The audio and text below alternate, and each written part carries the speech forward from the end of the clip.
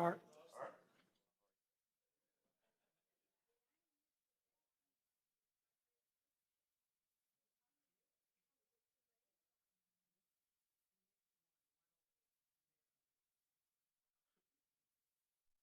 What's 2-0?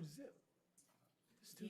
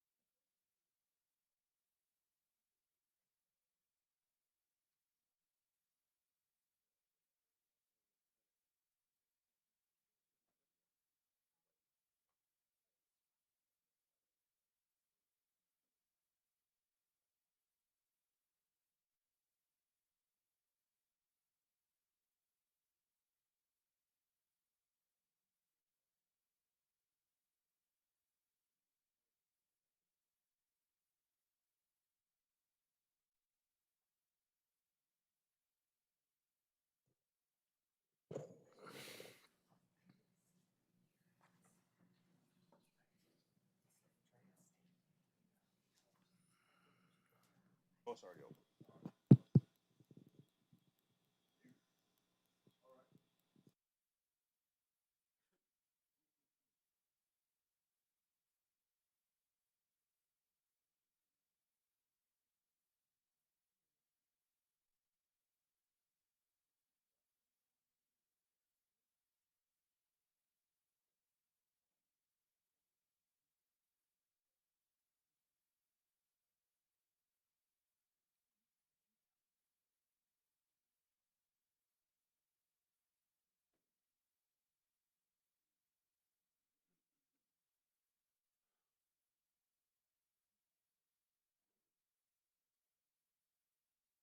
Gumby. Mr. McCumbo, you ready? You ready?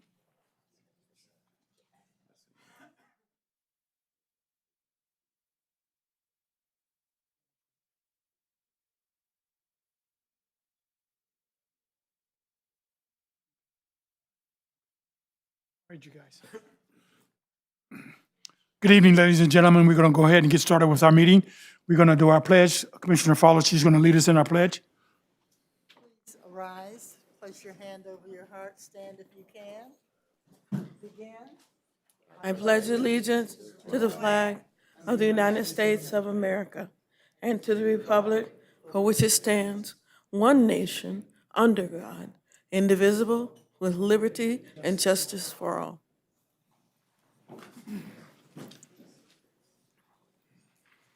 Madam Secretary, can we get a roll call, please? Commissioner Fowler, Here. Commissioner Rice, Here. Commissioner Trejo, Here. Commissioner Shaw Williams, Here. Chairman Springs. Here. Any communications from staff?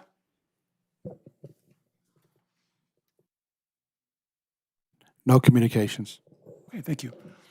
Okay, public comments regarding agenda items. Any person wishing to address the Planning Commission on any items other than the public hearing may do so at this time. Go back to the mic. Can't be on the public hearing. It's not a public hearing, sir.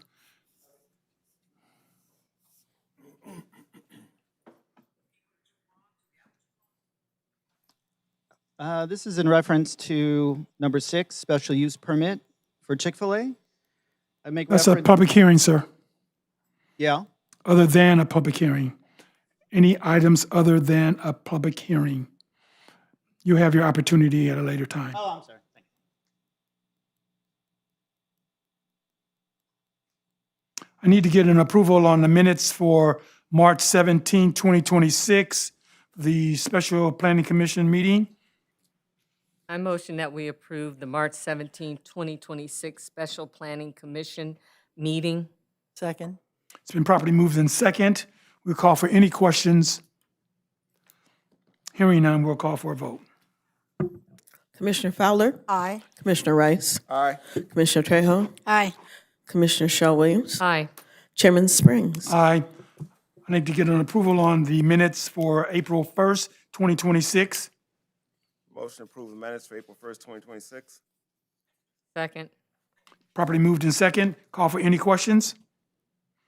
Hearing none, we'll call for a vote. Commissioner Fowler, Aye. Commissioner Rice, Aye. Commissioner Trejo, Aye. Commissioner Shell Williams, Aye. Chairman Springs. Aye. Madam Secretary, 6A.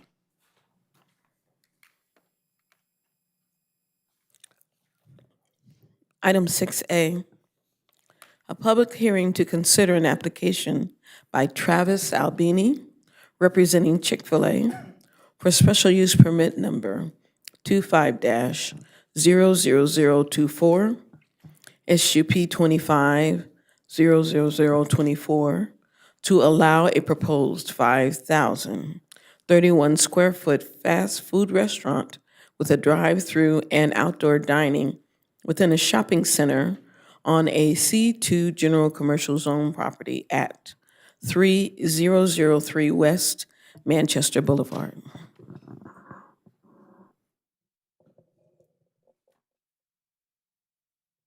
Chairman, the project file is present. Notice has been given in time and place as required by law. Planning has received no written communications regarding this item. Assistant Planner Faith Smith is present to give a short staff presentation.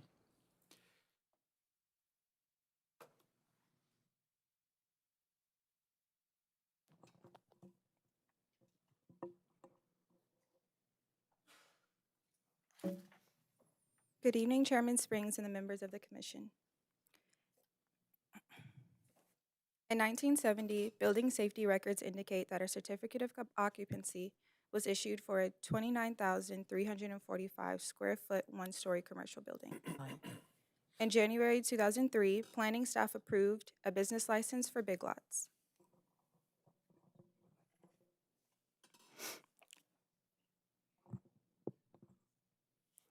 Big Lots closed on December 12th, 2024, and the building is currently vacant. On February 4th, 2026, the Planning Commission continued the public hearing to March 4th, 2026. On March 4th, 2026, the Planning Commission continued the public hearing to March 17th, 2026. On March 5th, 2026, planning staff and the applicant held a community informational meeting to discuss the proposed Chick-fil-A project. On March 17th, 2026, the Planning Commission continued the public hearing to May 6, 2026.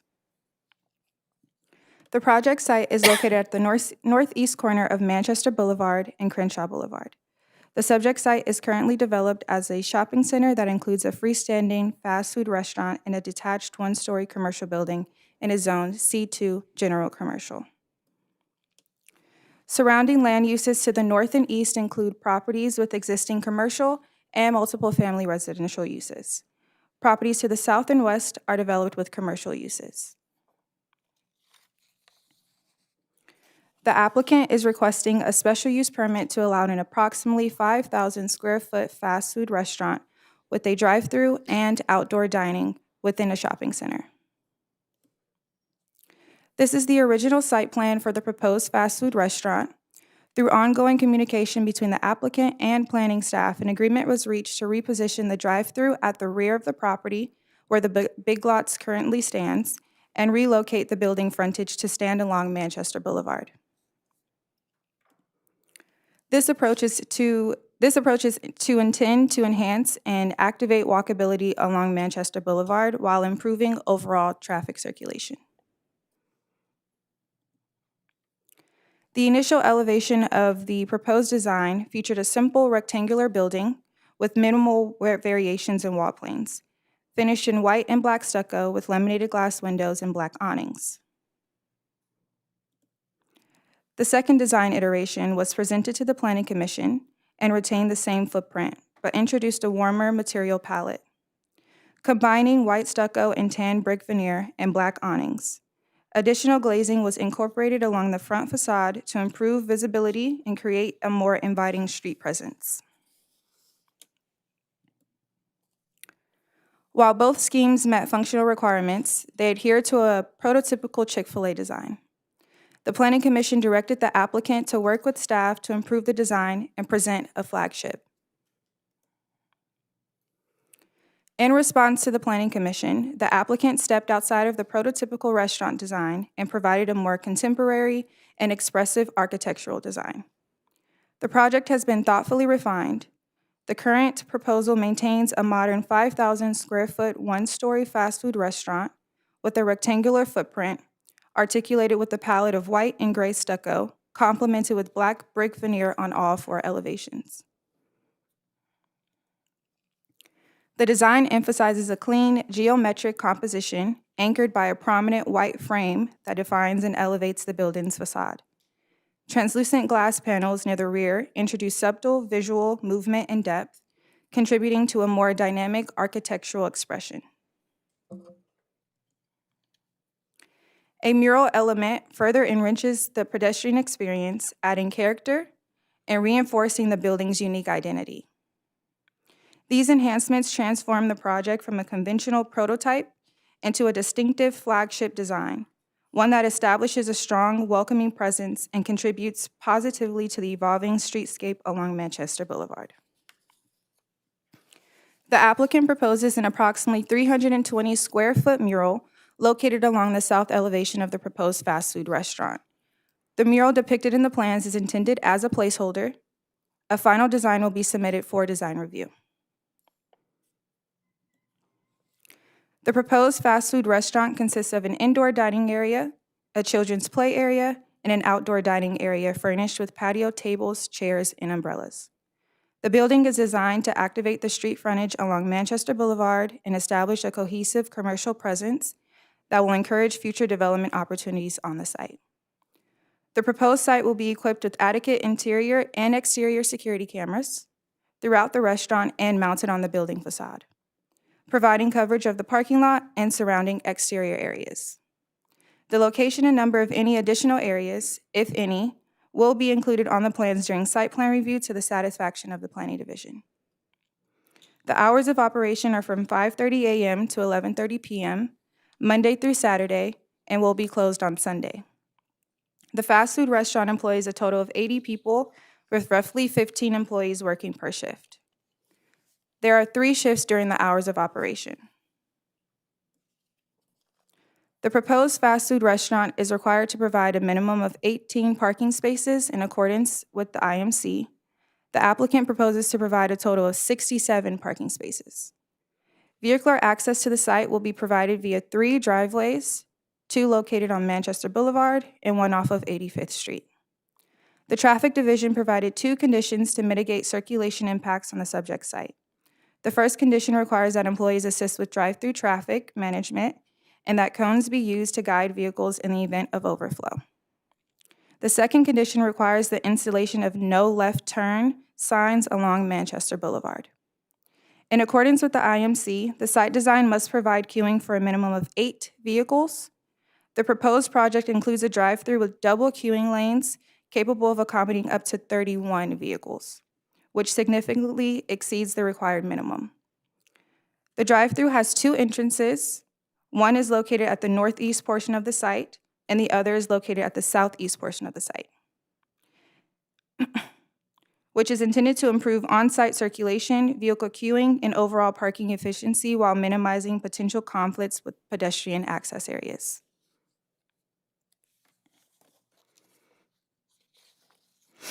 A landscape buffer will be provided along the alleyway, ensuring that there is no pedestrian or vehicular access between the alleyway and the drive-through.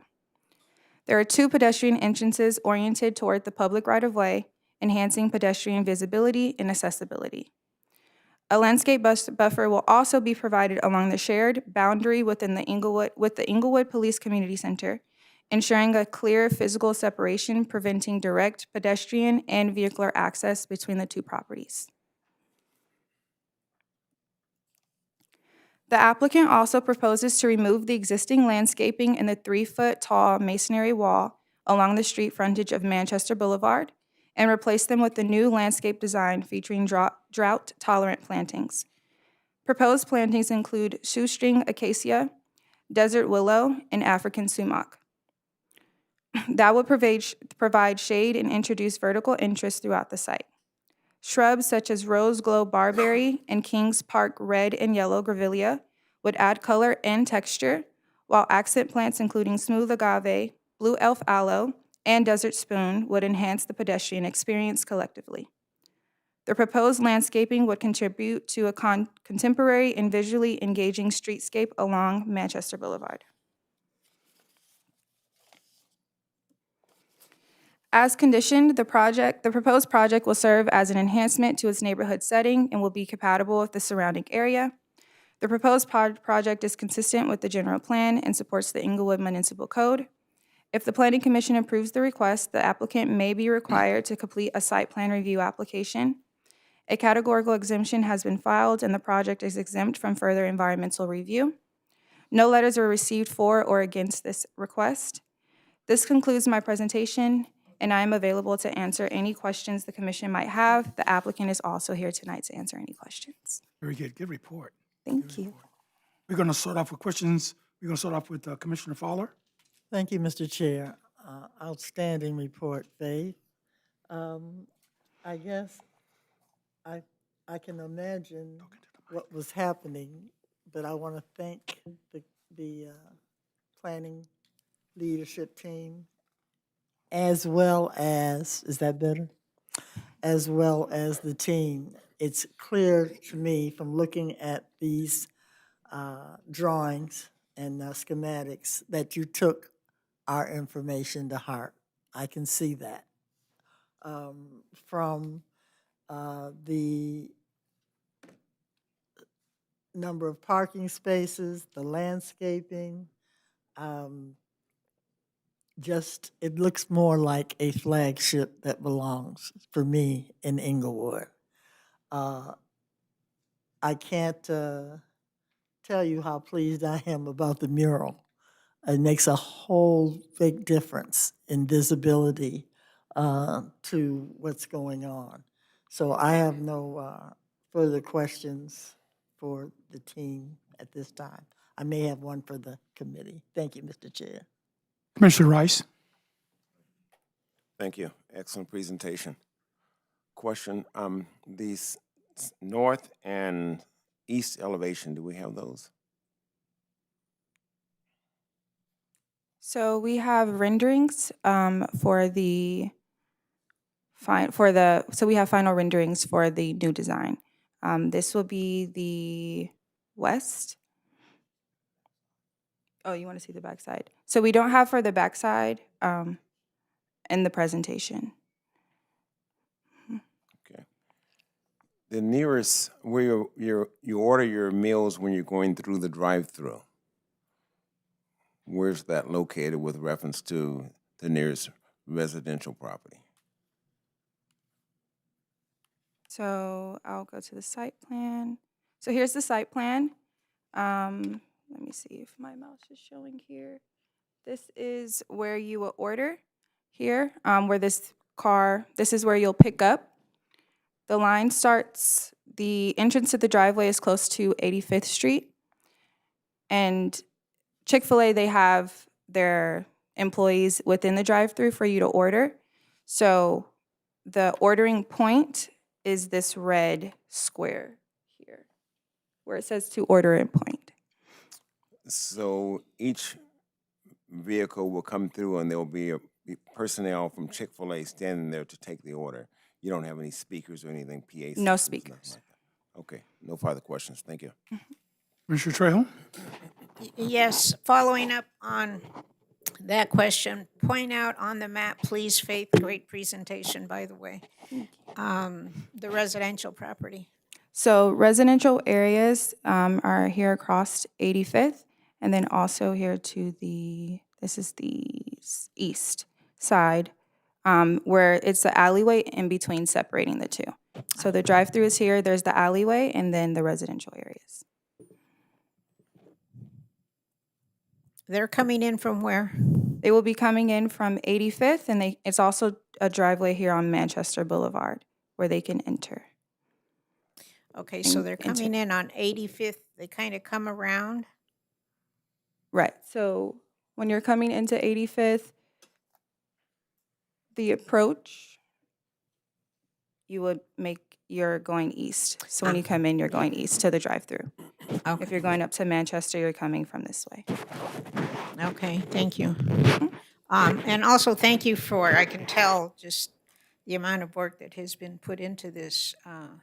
The design is a far cry from what we saw 2 months ago. So I do thank you and the applicant also for what obviously was pulling their hair out to try to come up with something to satisfy everyone. So thank you. Commissioner Shaw Williams?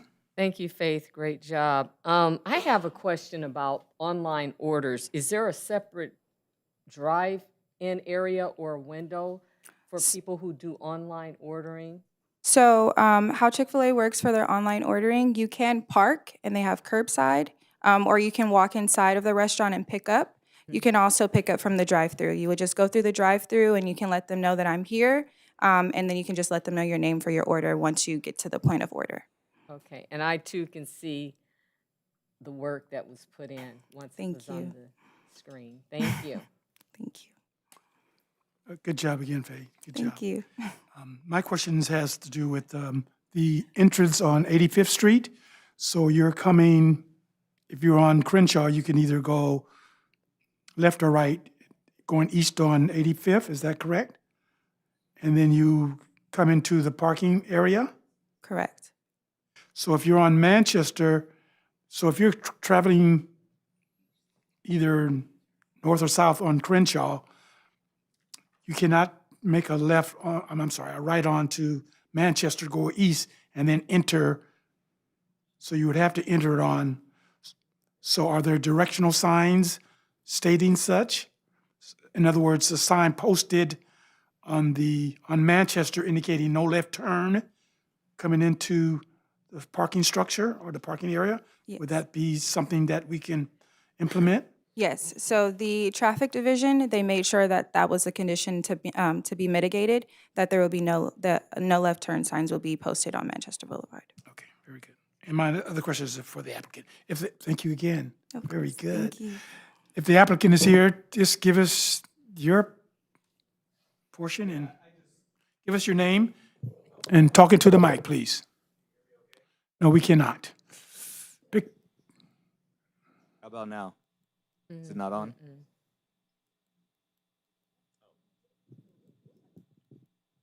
Can you guys hear me okay now? Yes, no, yes? That's Is that better? yes, That's that's better much right better.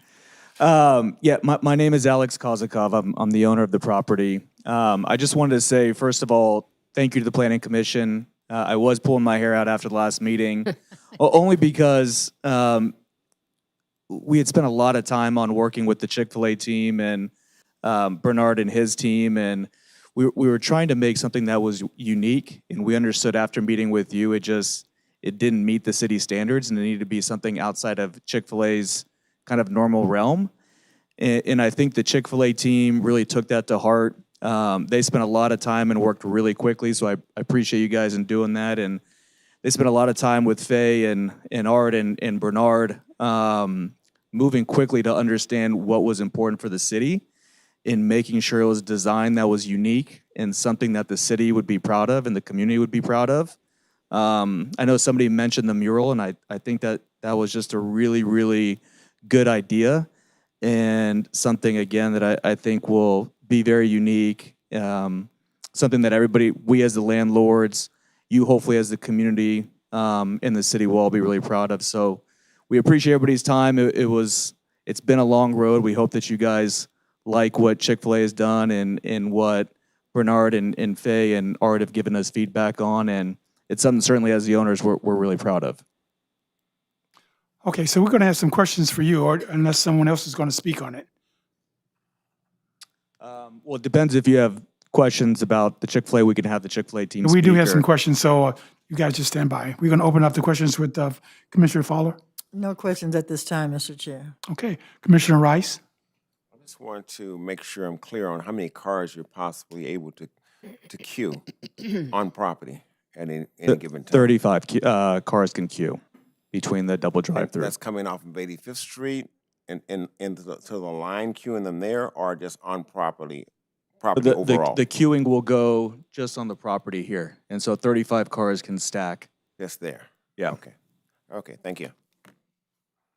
Commissioner Trejo? Again, I think you've done a great job on the design. I'm very, very impressed with it. I love the mural. And I know it's a placeholder right now, but let me tell you, the colors that you see there, first off, initially I thought it was a stained glass feature. That's how nice it looks.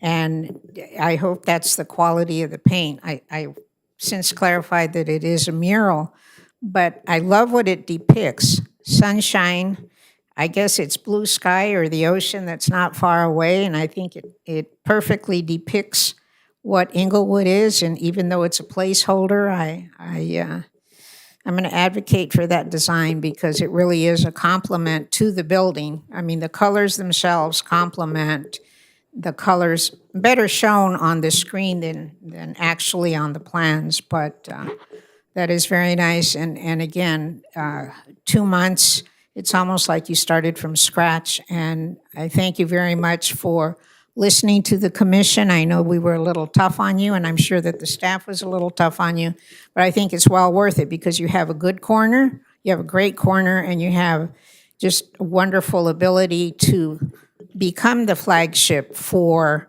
that site and for it kind of elevates fast food to a higher level if that's possible, but it really does because it just gives it a totally different feel for a standard Chick-fil-A. So thank you. Yeah, I would love to take credit, but it's the Chick-fil-A team, and I think that shows just how they want to be a part of the community and the time and money they invest in doing that. And then also Bernard, Faye, and Art have done a wonderful job in working with them. Thank you. Commissioner Shaw Williams? I have to say I was on the fence because I couldn't appreciate it in my agenda. I had to wait to see it on the screen, and it looks really nice, and I appreciate the effort and the time you guys put in to bring this to us. Thank you. No questions. Thanks. Okay, the only question that I have is the length of the time of the project once everything has been approved, plan checks and everything. What's the length of the time for that? Good evening. Can you hear me okay? Yes. Yes. Good evening, Chair, members of the Planning Commission. My name is Carlos, for the record, the Development Manager on behalf of Chick-fil-A. And I did have a little bit of a thank you speech, but it's all been said already. And I just want to say thank you to everybody for all of the work and the coordination. Thank you for the comments, the feedback. We came here in March, and we have in fact done a lot of work to try and align with the city next level vision. So we're really proud of it. Thank you to the city staff for going along the pulling out the hair journey with us. Thank you. That was required, and it's clear you're committed to that as well. So thank you for helping us get there. In terms of there's one clarification, if I may, for the comment about the speaker one clarification is there are in fact speakers right under the red box as pointed out. Our team members are out there, but the speakers are there. Most of the times our team members are taking the orders and instead of the speakers, but we still have the option to it in case there's just downtime, right? And so in case no one is out there, those flag us. They're actually self-adjusting in volume, and I'm not the technical expert on that, but they will match the decibel level of the surrounding area. So they adjust as needed.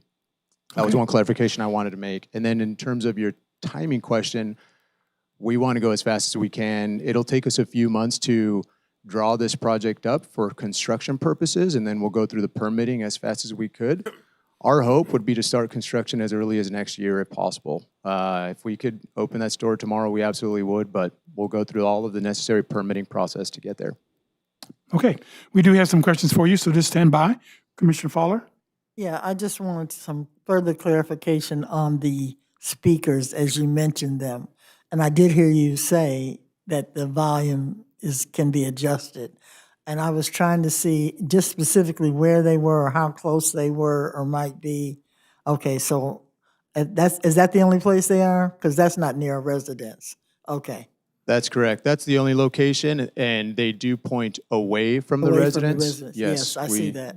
Yes, that was definitely one of the items that we take into consideration anytime there's nearby homes. That's one of the reasons we go with these speakers that are cutting edge in terms of technology for that very reasons. Thank you. Anybody else? No further questions. Okay, thank you very much. At this time, we'd like to open it up for individuals who are for or against this particular project. You can go to the mic, give us your name. You have exactly 1 minute to make your argument. 1 minute, please.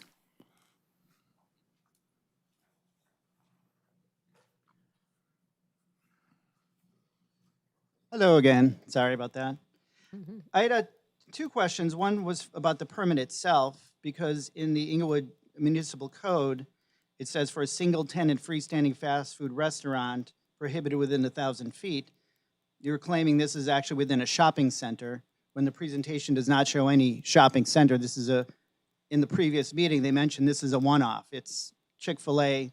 So how is it defined as a shopping center? I think it should be either revised or denied because of that. And then if it does go through regarding that, the site plan, if you're coming in from south from 85th or north from Manchester, the commission mentioned this, why you're going to have people trying to cut in front of each other from one to the other. And people on 85th is going to back onto Crenshaw. Manchester's fine. Manchester has a long road, but 85th, you're coming right in. That needs to be resolved if this goes through. Thank you. Thank you. What's your name, sir? Scott Bednow, Inglewood resident. Okay, thank you. Anyone else?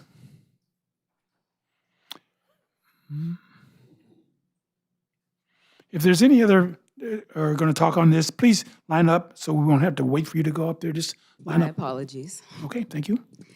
My name is Kayla. I'm one of the owners and residents of the 85th Street. You guys have heard my concerns before, so this time I'm just going to propose some questions from considerations. I see there's landscaping that protects driving from parking to the drive-through, landscaping that protects parking to the ICOP Center. How will you protect the alley and the folks using the garage, using their garage in the alley?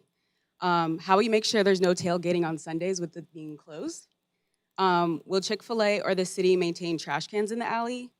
I'm curious for the supplies as they come in, where they will be coming in from. Popeyes across the street does re-ups at 1 a.m. daily, if anyone is curious. So I get to hear that, so curious how this is gonna move. For the mural, I also like it. Can the community have impact on the input on this mural? I think last I heard 2 years of construction for this. Can we just be mindful with those hours as someone who works from home? And if I read the blueprints correctly, I just saw like the eating area was kind of close to some of the main drive-throughs. I just know there's on that corner, there's quite a few accidents I hear, so just Thank you, kind ma'am. of being mindful. Thank you. Anyone else? No, you already spoke, sir. Thank you. No, sir. Anyone else? Okay, we're going to close this segment. We're going to have any last comments from our commissioners? Commissioner Fowler? No further comments, sir? Commissioner Rice?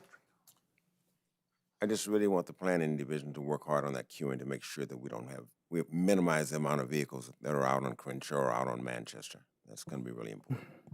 Thank you. Commissioner Trejo?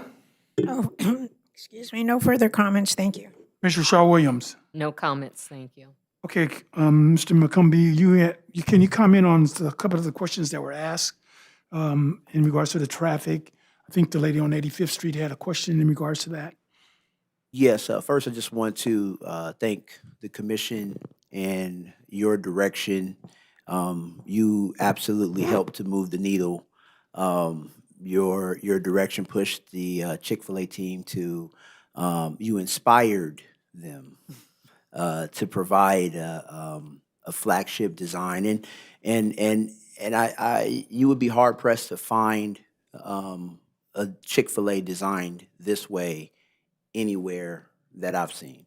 And so kudos to you for directing them. And then kudos to the Chick-fil-A team and their willingness to be open and listen and understand the needs of the community, the expectation that we have here in Inglewood.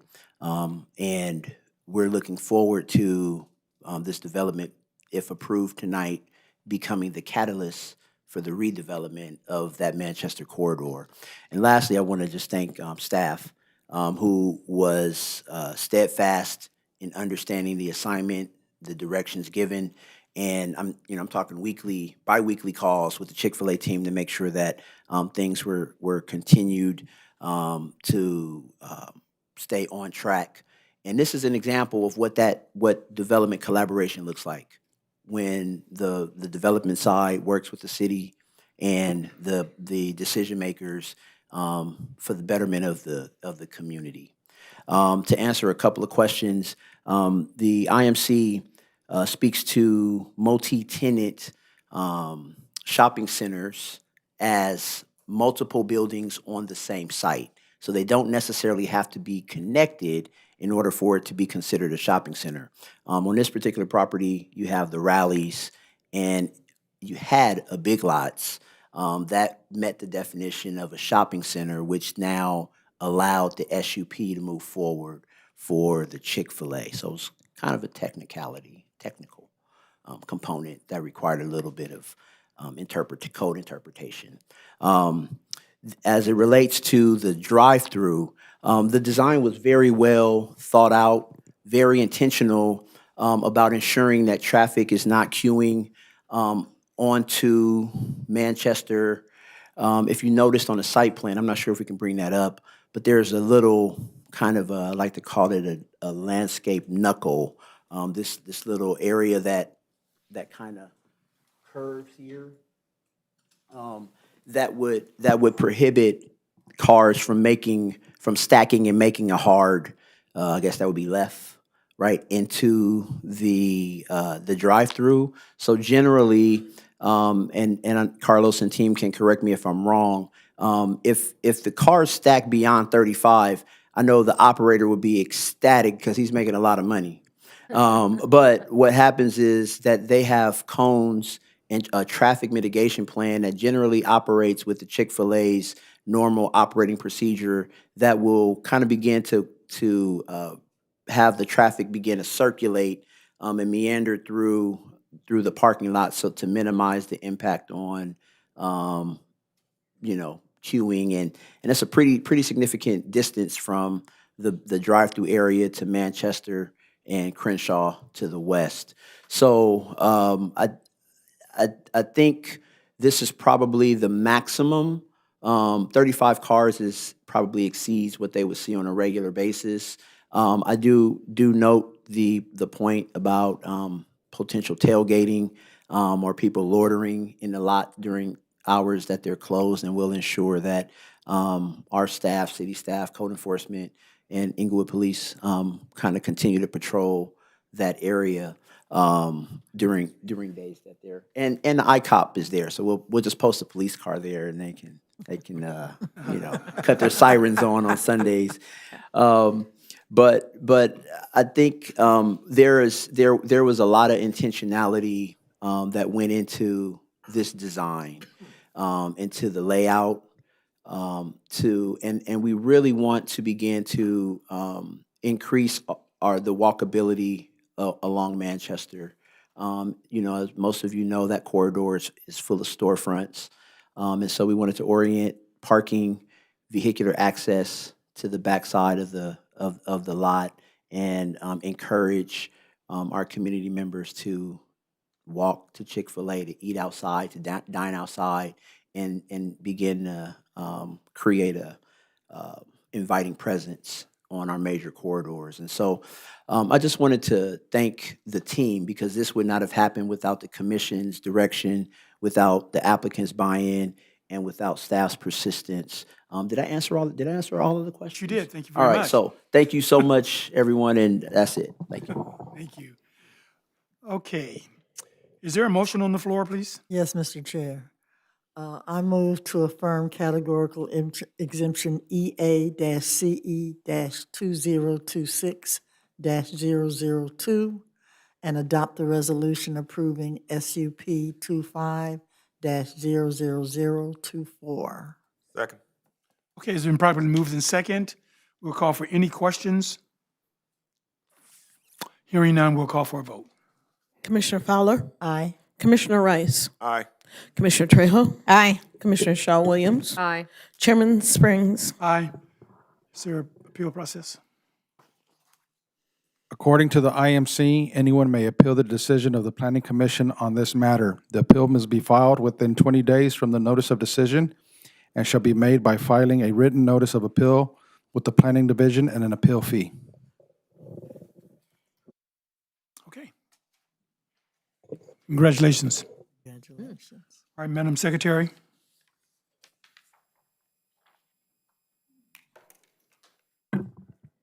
Item 6B, a public hearing to consider an application by Rebecca Silva representing Savvy Beauty Academy for special use permit number 26-00002, SUP 26-00002, to amend certain conditions of approval to special use permit number SP 2018-018 for a cosmetology school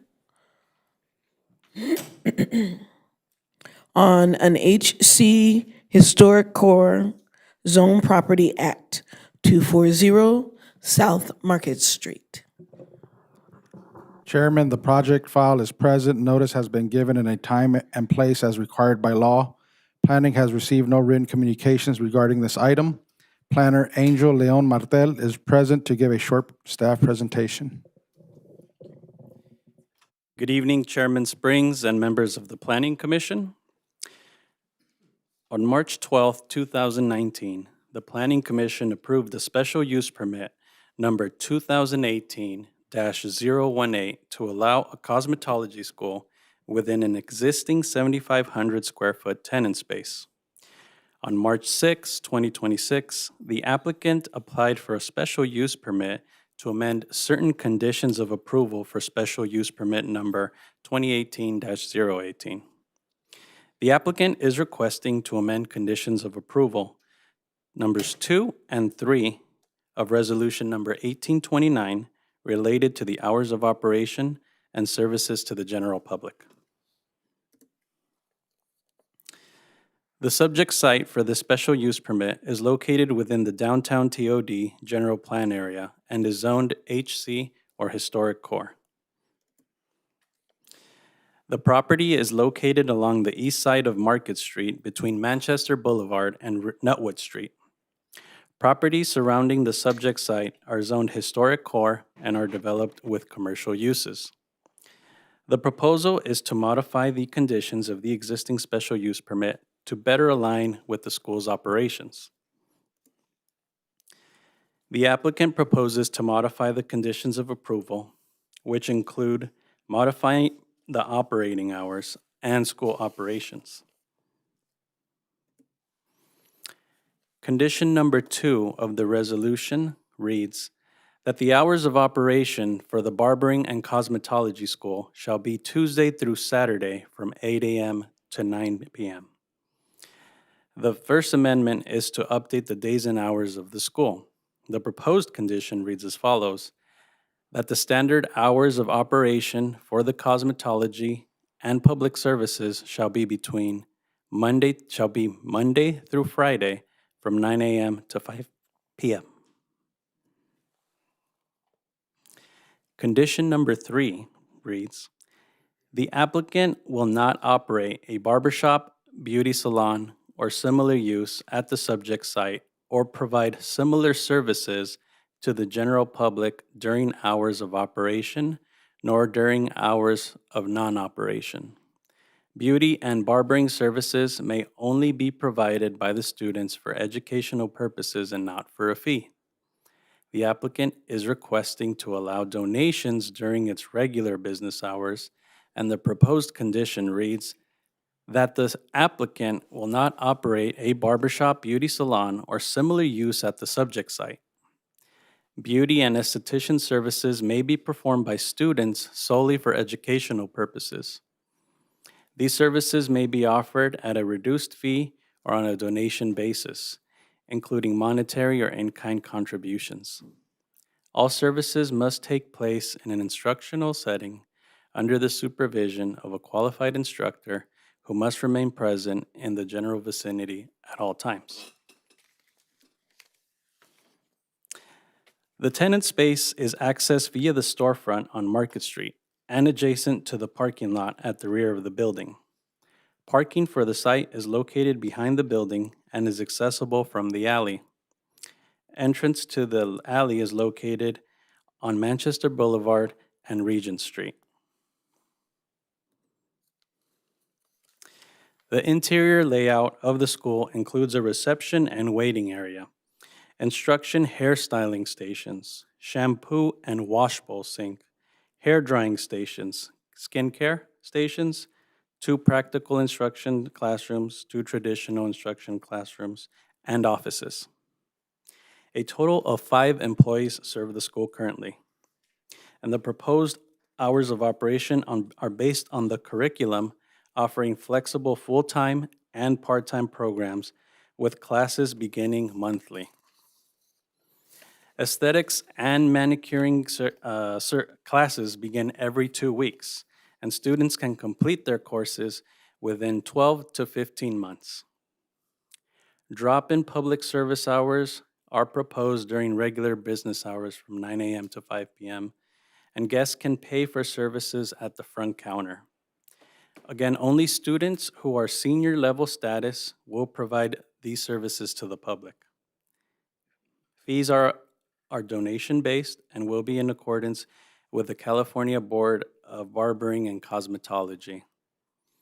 This slide depicts the proposed floor plan for the first and second floor. The public service areas are highlighted in blue. Cosmetology, let me take care of that. Okay.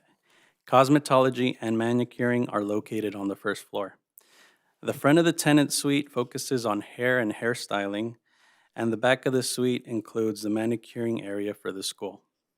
The second floor is the esthetician learning area, and the beginners area for estheticians is located north or at the top of the floor plan there. The site is currently developed with 6 interior and 2 exterior security cameras.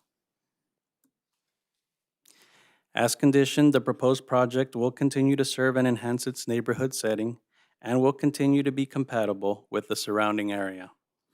No comments were received for or against the project. The project is consistent with the downtown TOD use designation. A categorical exemption has been filed, and the project is exempt from further environmental review. This concludes my presentation. I'm available to answer any questions the commission might have, and the applicant is also here tonight to answer your questions. Thank you. Thank you, Angel. Good report. We're going to start off questions for you, sir. Commissioner Fowler? Thank you, Mr. Chair. Just one question, Angel. Thank you for the report. I heard no fees, but then I heard you say donations, and then I heard you can pay at the front door. So I'm just trying to understand, are they paying, are they not paying, or what is actually happening? So yeah, they just want to open up their doors to the public service for drop-in services, and they want to be able to accept donations, whether they be monetary or in-kind donations. Like sometimes, supplies can be donated because a lot of the fees will cover supplies for the school. Okay, thank you. I'll ask the applicant further questions. Thank you, Mr. Chair. Commissioner Rice? And I'll stay on that because that was a bit ambiguous when it said donations or reduced fees. One kind of cancels out the other. But I'll save that question for the applicant, but thank you. Nice presentation. Commissioner Trejo? So then reduced fees then the fees, according to the report, are set by the California Board of Barbering and Cosmetology. So you would look at those fees established by them, and they decide, okay, we'll reduce it by 25% or 50%, or is Yeah. that what you're looking at? Exactly. I don't know what the exact percentage, but the applicant will submit to them, and they will have to abide with whatever regulations Barbering and Cosmetology Board has. So it's like if somebody comes in and says, I want a haircut, it's almost like the students are practicing on them, right? Exactly. And in addition to the fees, they're only allowed really to be able to cover the cost of like the school, like operations and fees.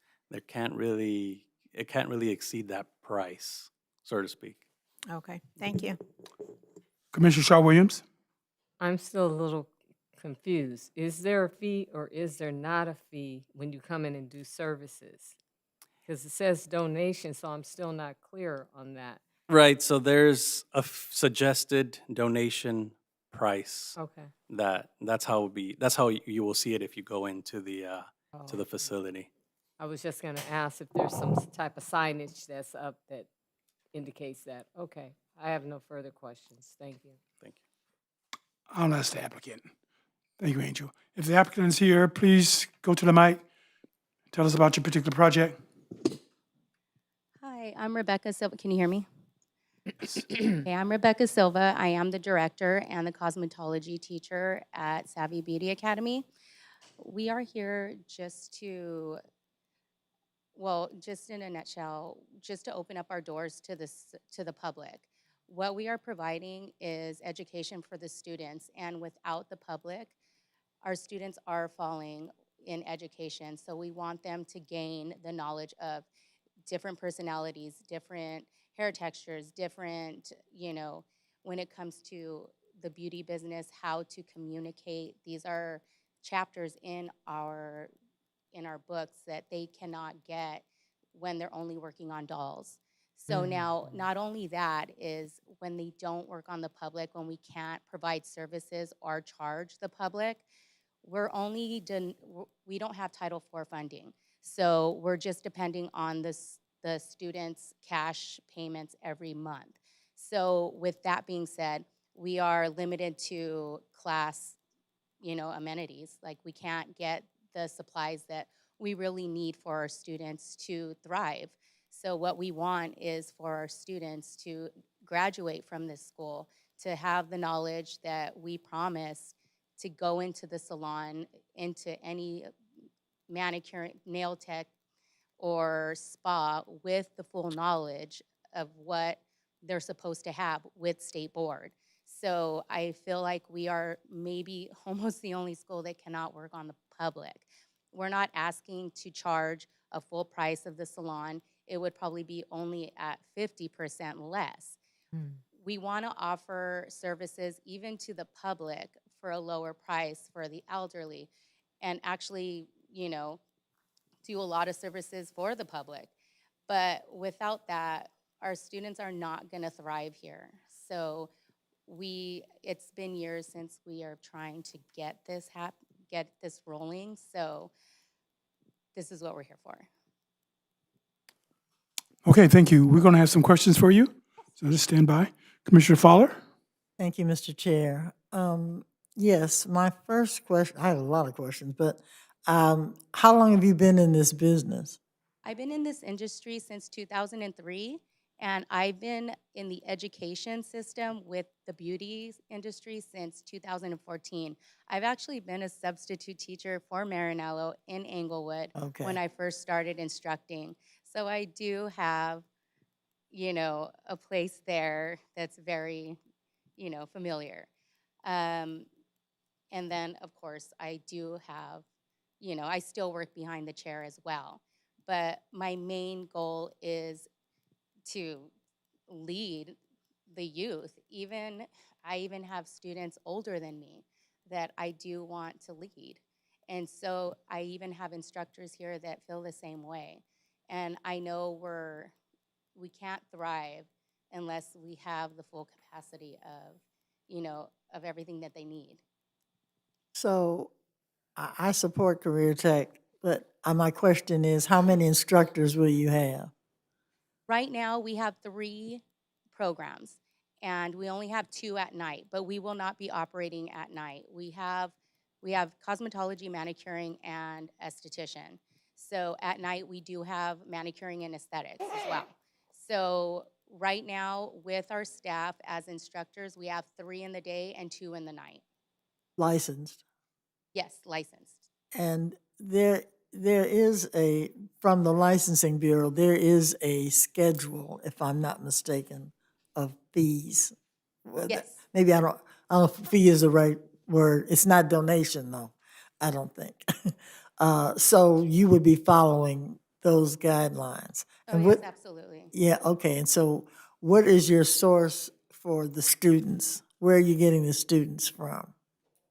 Well, we have, most of them are in the city of Inglewood, and they kind of venture out into Carson, Hawthorne, even down to Orange County that come over here. So what we try and do is we try and reduce our admissions a little bit more than anyone around us because we don't have Title IV funding. The reason why we don't have Title IV funding for our students is because when we tried to get into it, we needed, there was a percentage of cash flow that we needed. So when I asked the commissioner, what does it take for us to get that cash flow? So usually it comes from retail and it comes from outside sources like our services. But we don't have our doors open for that, so we had to back out of it. So in order for that to happen, we can provide that for our students as well. So as of now, we have a very low admissions cost with a very low monthly payment. So that's what we're going on for bills, maintenance, consumption supplies, and our staff pay.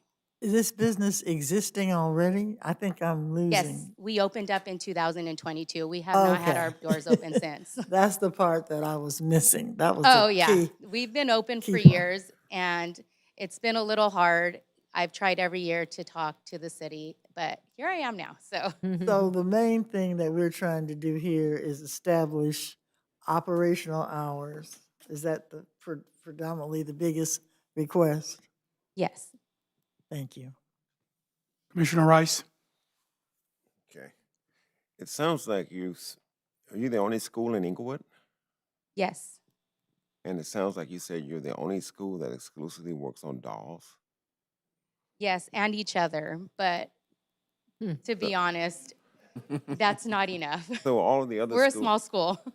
so if there's a standard in your industry and all the other schools are able to take on members of the public, you're saying, right? Yes. I feel like we're the only school that doesn't work on the public. But in Inglewood, you can't. Okay. Yeah. Tuition. Your tuition's already low, but that's your performance handled based on the tuition fees that you're charging people, clients right now, not the clients, your students. Yes, well, we just try to keep it low because we know that, we have a lot of low income students. We have students that are single families, and we're just trying to get it to where it's reasonable for them to actually get into school.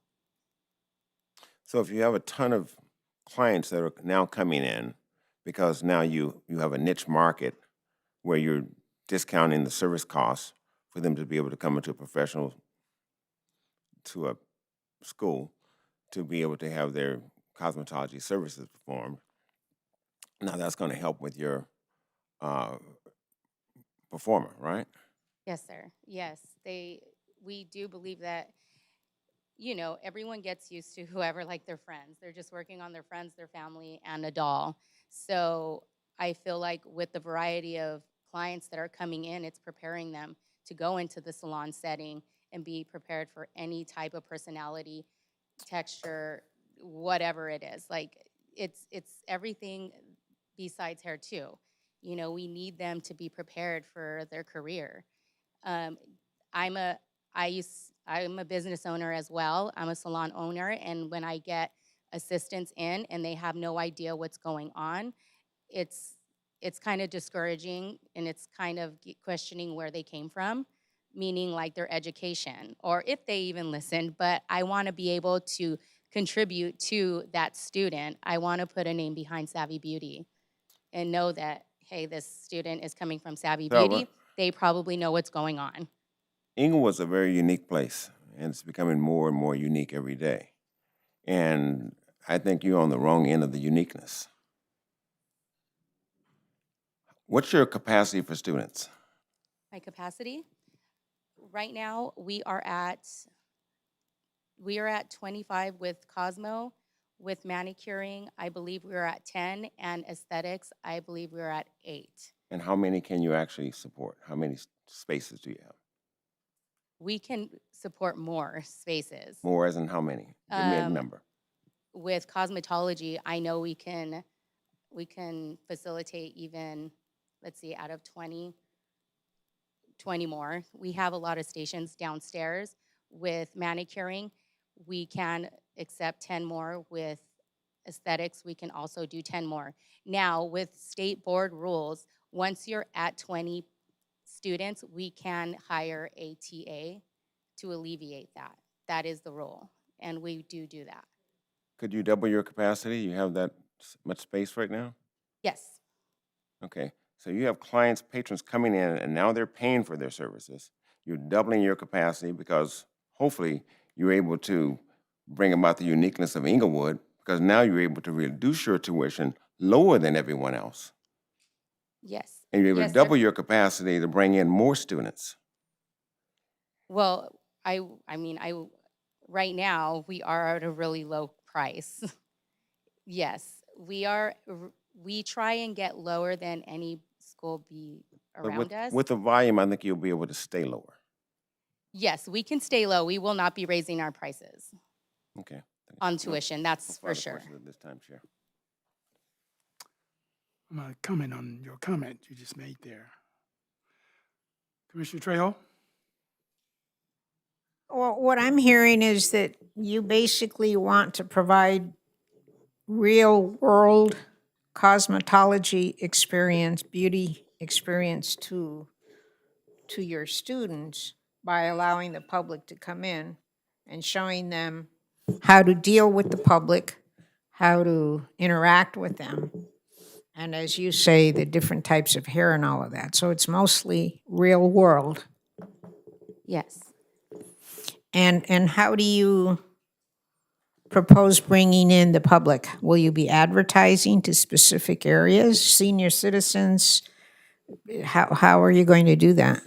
Yeah, so we have a high volume of calls and walk-ins that try and get service, but of course, we do not have the permits, so we do have to turn them away.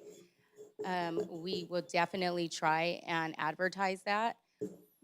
A lot of the people inquiring are the elderly, which we will be reaching out to a lot of the homes and, around the city. Senior center? Yes.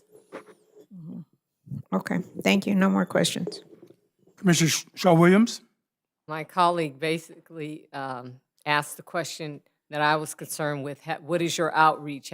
Have you reached out to the senior center to get more customers to come into your establishment? You may also want to consider, we have a lot of street festivals throughout the year, setting up a booth, and reaching the public like that.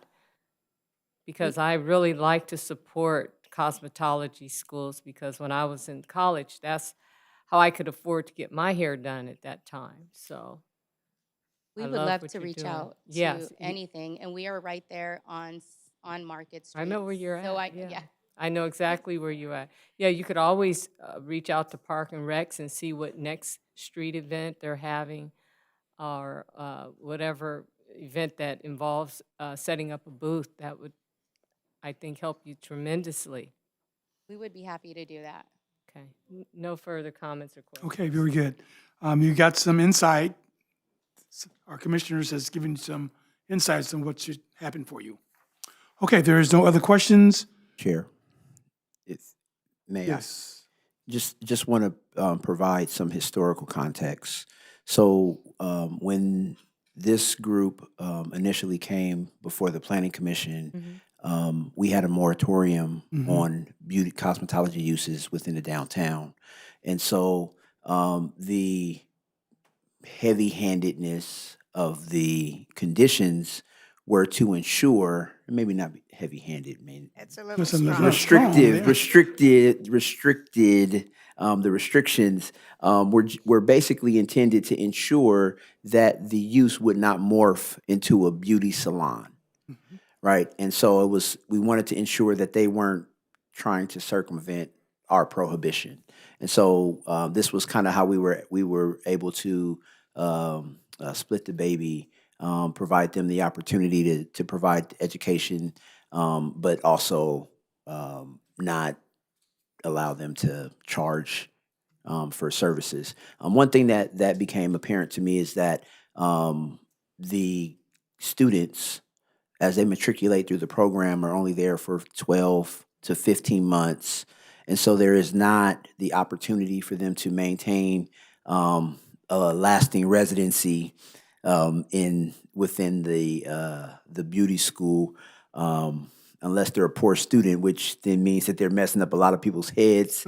And so they may, I mean, I could be wrong, but I wanted to just make sure that we kept that in perspective. And, I know recently we modified our code to remove that moratorium and allow for cosmetology uses within the downtown, still subject to the SUP. And this is not that, but I think that, wanted to just be clear, just kind of provide some historical context as you're deliberating and listening to some of the public comment. All right, thank you. Okay, if there's no other questions, you have any questions? Just a comment, Ma'am. Mr. Chair. As I said, I do believe in career tech. I think that it would be great that you understand from the high schools when they have career day, that you go and speak about the school and maybe even, it's not an internship, but offer a tour or something for the students that may be interested in cosmetology. So that's it. Thank you. Okay, very good. Thank you very much. At this time, we'd like to open it up for those who are for this particular project or against this particular project. You can go to the mic, give us your name, and state your reasoning. You only have 1 minute. You have 1 minute, please. My name is Monisha Satterfield. I am an Inglewood native. I've been here all my life. And as someone who's had 2 aunts graduate from Marinello School of Beauty, where my hair done, I am also a graduate less than 7 days ago from Savvy Beauty Academy. I'm a single mother of 3. And I checked schools with the community college, El Camino College, Los Angeles Trade Tech, and Savvy Beauty College was the only college that was accommodating with price and also our schedule. So when we enroll, we go in there knowing that we can attend and care for our family.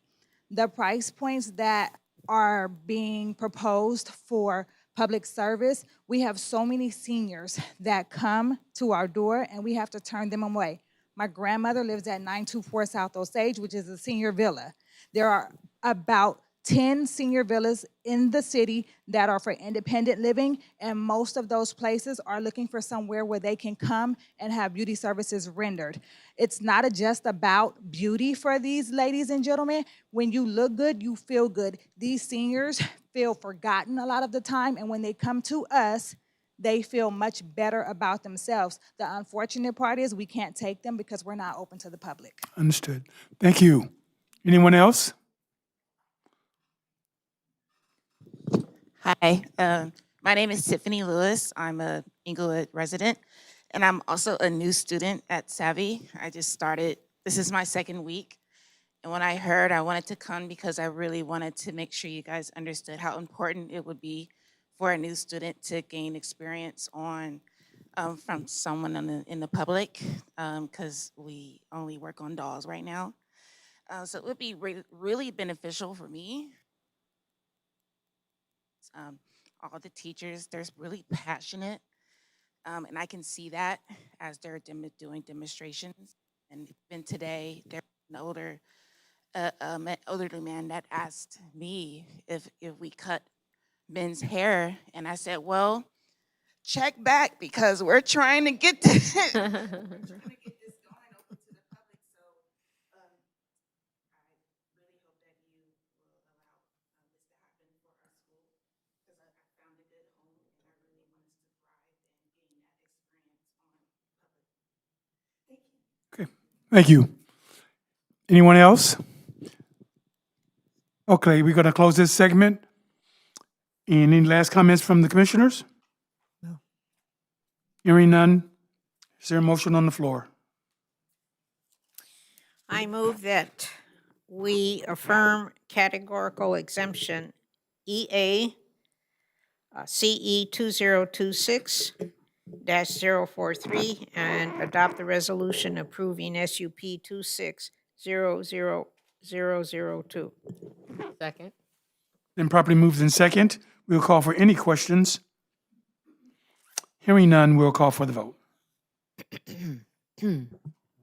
Commissioner Fowler, Aye. Commissioner Rice, Aye. Commissioner Trejo, Aye. Commissioner Shaw Williams, Aye. Chairman Springs, Aye. Is there an appeal process? According to the IMC, anyone may appeal the decision of the Planning Commission on this matter. The appeal must be filed within 20 days from the notice of decision and shall be made by filing a written notice of appeal with the Planning Division and an appeal fee. Okay. Congratulations. Where did she go? Oh, yeah. Okay, very good.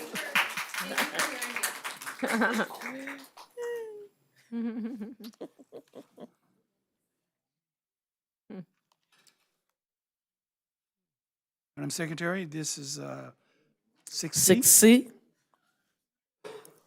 A public hearing to consider an application by Lilliger Damaso, representing liquor license brokers, for special use permit number 26-00003, SUP 26-00003, to allow the on-site sale of beer, wine, and distilled spirits within 1, an existing juice bar and coffee bar, 2, an event center, and 3, live entertainment within an existing gymnasium that is part of the Hollywood Park Tomorrow Retail Center on an HPSP Hollywood Park Specific Plan Zone property at 1265 South District Drive.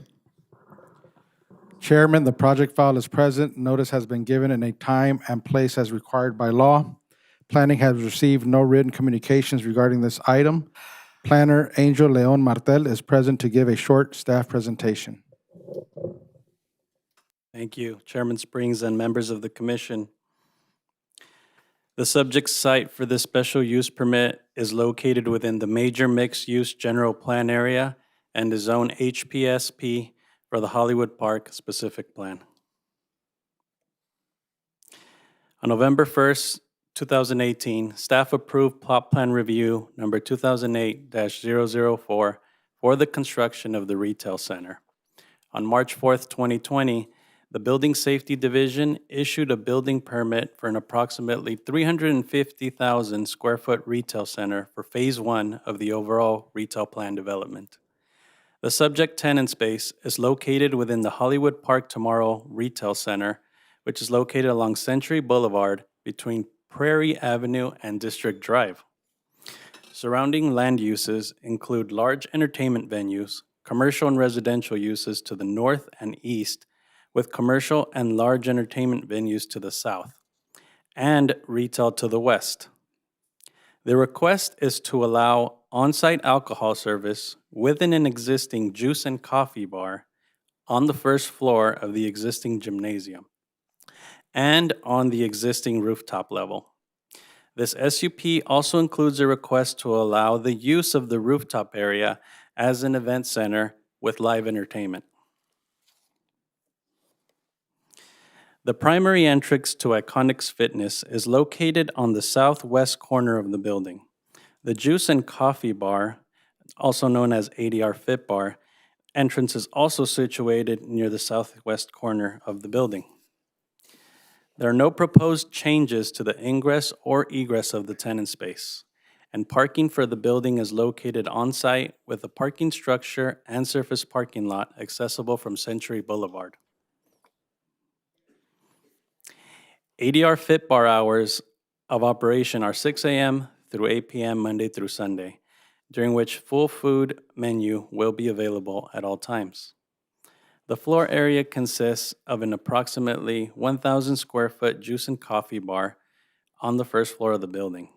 It features an indoor service counter, customer waiting area, kitchen, 420 square feet of outdoor dining, and restrooms are located adjacent to the cafe. The food menu for the cafe consists of acai bowls, pizzas, sandwiches, coffee, and juice. Alcoholic beverages such as beer, wine, martinis will be ordered from the counter and picked up by customers and will only be allowed in that 420 square foot outdoor dining area.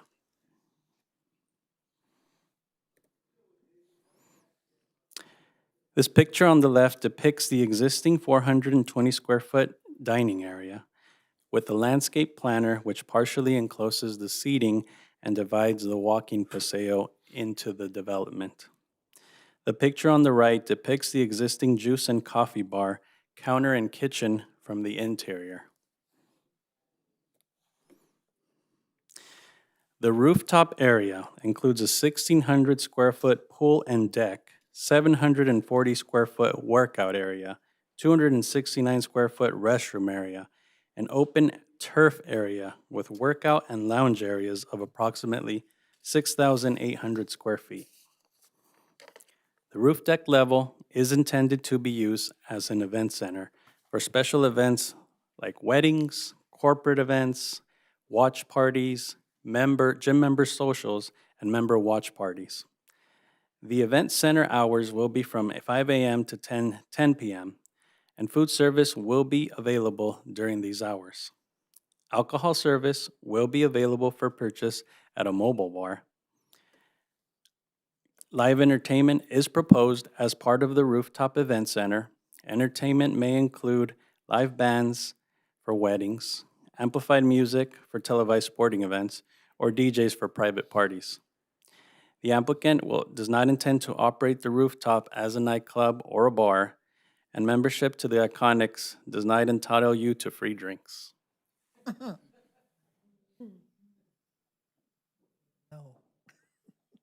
Left picture on the left depicts the deck area, which is between the pool and the exercise room that's going to be converted. And then the aerial on the right shows the overall rooftop area. So you see the interior building, you see the pool, you see that turf area, and then the lounge area is kind of toward the north edge of that building.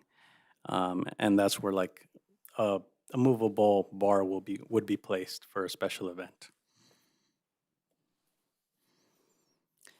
The State Department of Alcoholic Beverage Control allows 4 on-site sale licenses for this census tract. There are currently 7 on-site sale licenses approved. The applicant has submitted a public convenience and necessity letter for the Commission's review and approval. The Planning Commission must determine if a finding has been met for the public convenience necessity when there is an over-concentration in the census tract. The Hollywood Park Tomorrow retail site is newly constructed and still not fully occupied, so a police substation was developed within the retail area, and the Inglewood Police Department will monitor all activity within the center closely. Still, due to the low tenancy rate, there aren't reliable crime statistics available for the Commission today. As conditioned, the proposed project will serve as an enhancement to its neighborhood setting and will continue to be compatible with the surrounding area. The site is developed in accordance with existing zoning and development standards for the Hollywood Park Specific Plan area. No comments were received for or against the project, and the project is consistent with the major mixed land use designation. A categorical exemption has been filed, and the project is exempt from further environmental review. This concludes my presentation. I'm available to answer any questions the Commission may have. The applicant is also here tonight to answer your questions. Thank you. Very good, Angel. Thank you for the report. Open up questions for you, Commissioner Fowler. Thank you, Mr. Chair. For First question, Angel, thank you for the report. I was clear about the Monday through Sunday operation hours, the 5 a.m. to 10 p.m. What days of the week is that? That's also Monday through Sunday. And that's just to be able to rent out the location. It will be a rental, or it will be pre-planned activities, basically. A lot of the activities are because the owner likes to put on events for his members. At one of the other locations, they did have a request to do a wedding, which they hosted. So, Okay. yeah. How close, I saw the rooftop. Mhm. How close is that to the nearest residence? Mm. So let me bring up.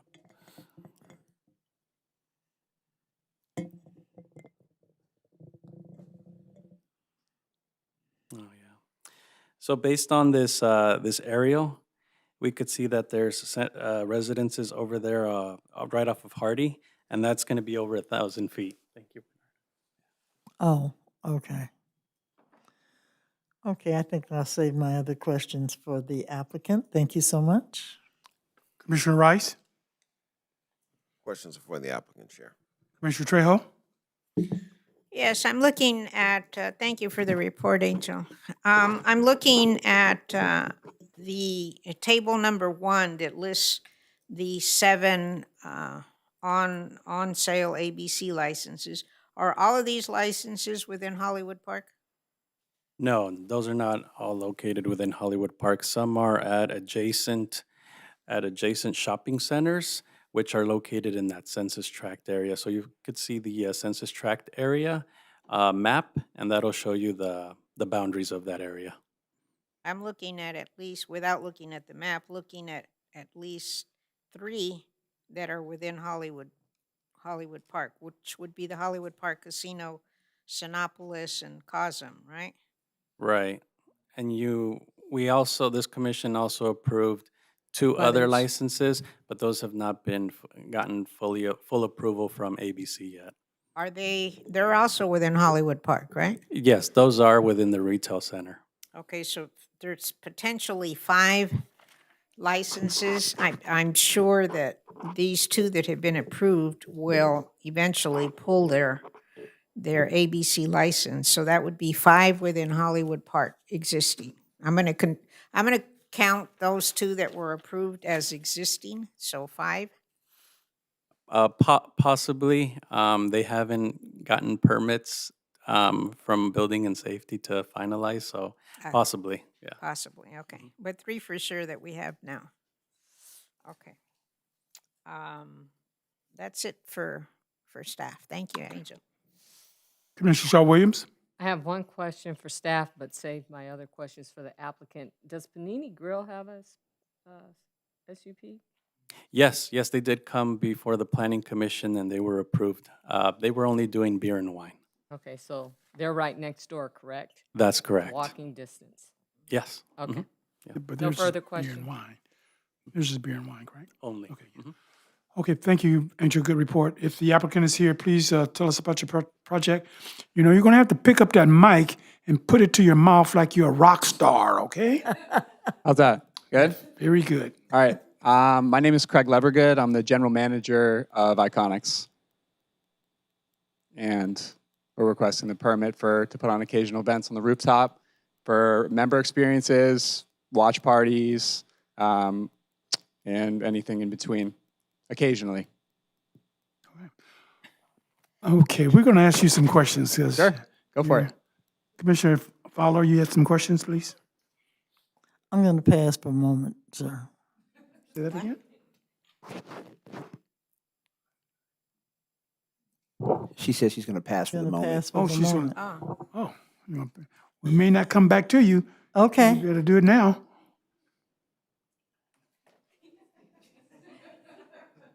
Commissioner Rice? She passes. Define occasionally with reference to parties. Very minimal. Oftentimes, we like to encourage really good community in our gym. We have a really strong community, so it would be every once in a while hosting events. It could be a sporting event going on, could be a SoFi Stadium there for a watch party. It could be a member appreciation event.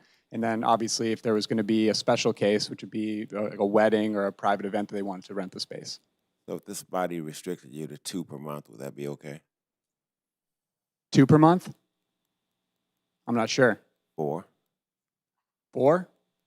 4 per month? Yeah, it's very, very occasional. I like 4. Just trying to see if you had a number in your mind. I don't really have a number in my mind. It's more of the opportunity to be able to provide for our members. So if there's an opportunity that arises, that would be, that would give us the opportunity to help them out and bring our community stronger and closer together, then we want to take that opportunity. How are you guys doing over there? Phenomenal. Have you been? Yeah. It's a great space. Yeah, phenomenal. Yeah. So with or without a liquor, a distilled spirit license, you're going to do just fine. Yeah, but we want to have this opportunity to be able to kind of elevate the experience because we have everything put together and we have a beautiful space on the rooftop. So this will kind of add the next layer, the icing on the cake, if you will. Okay, I'll come back soon. Also. Okay, Commissioner Trejo. At the moment, I can't quite wrap my head around alcohol sales at a wellness-oriented facility. And in your justification letter, there's at least 3 mentions of wellness-oriented facilities or wellness facility. Now, can you explain to me, perhaps it's because of my age, I don't know, I don't think so, but how alcohol sales, including distilled spirits, not just beer and wine, distilled spirits goes along with a wellness facility that also includes a kids club. Yeah. Well, I'm a personal trainer too. And so I always encourage my clients to have balance in their life. And I don't like to exclude anything specifically. And so as an opportunity, I think when you have reasonable drinking, you provide parameters. It's an opportunity to connect with other people and have a generally quality experience and kind of elevate the experience for others. And as part of a well-rounded fitness routine. Okay.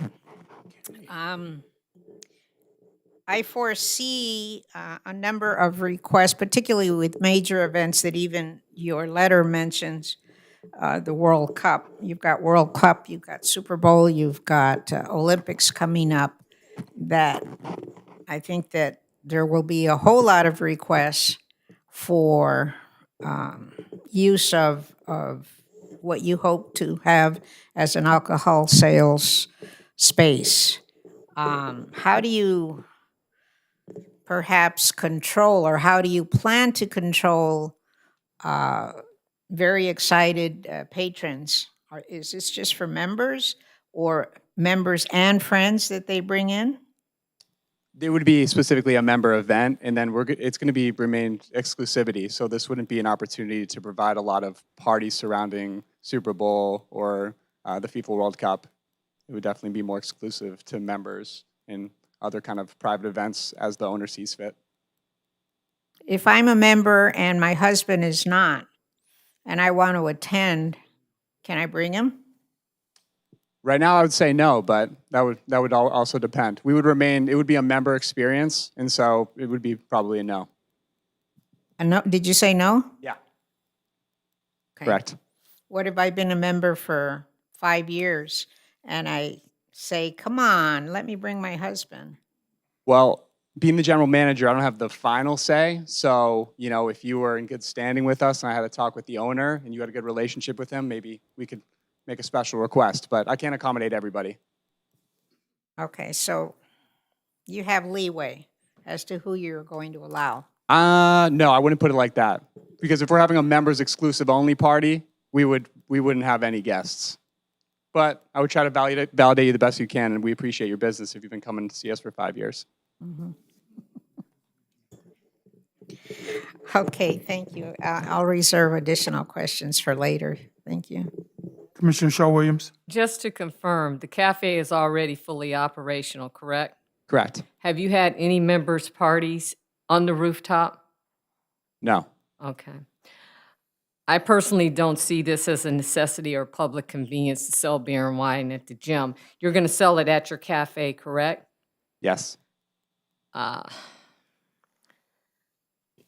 You know, the gyms are centered on health and fitness and wellness. And to me, selling alcohol just sends a mixed message that can undermine the purpose. I think it interferes with muscle recovery, hydration, sleep. It contradicts evidence-based health practices. You know, members are using equipment, driving afterwards. Alcohol is going to increase the risk of injuries, possible accidents, potentially legal liability for your facility. And as mentioned, there is a kids club there. Most people join gyms, you know, they join to improve their health. I don't see alcohol as being a necessity to sell in the cafe. And some members avoid alcohol for health and other personal reasons. To me, a gym that's going to promote alcohol may appear less serious about wellness and potentially affecting the community's perception. You already offer healthier options, right? At the cafe, you have your shakes, smoothies. Correct. Uh-huh. In my opinion, I strongly don't believe it's essential to the gym's success or membership satisfaction.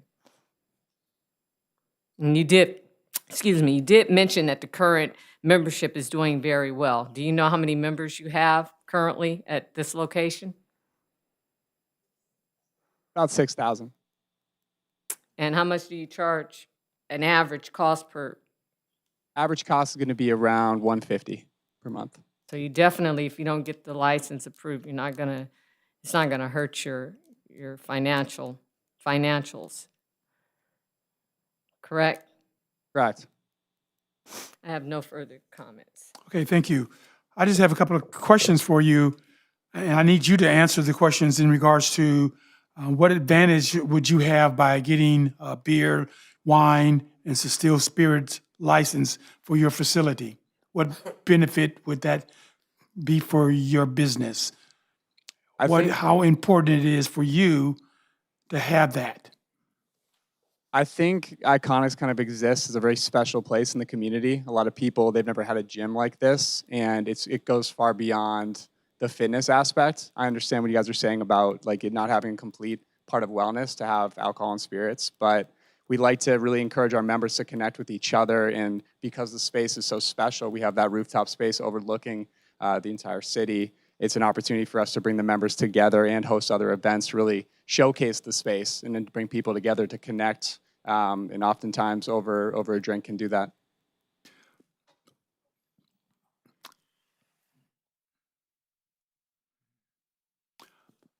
You know, I have to agree with one of my colleagues, Commissioner Shaw Williams.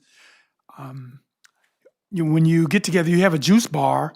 So when you get on the rooftop, we can connect with the juice bar. The juice bar on the rooftop? Yes. Well, the juice bar is downstairs in the facility. Can you take the juice that you downstairs upstairs? Certainly can. We could offer both. Okay, very good. No further questions. I'm going to open up for final questions from our commissioners. Commissioner Fowler, you have Thank you, Mr. final Chair. question. So the intent it is members only.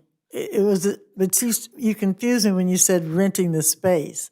So I thought that the alcohol was just because of the rent, if you rent the space out, well, a lot of times you're right, events want alcohol. But if that would be the condition, then that's a whole different ballgame. That's not how you're articulating this, though.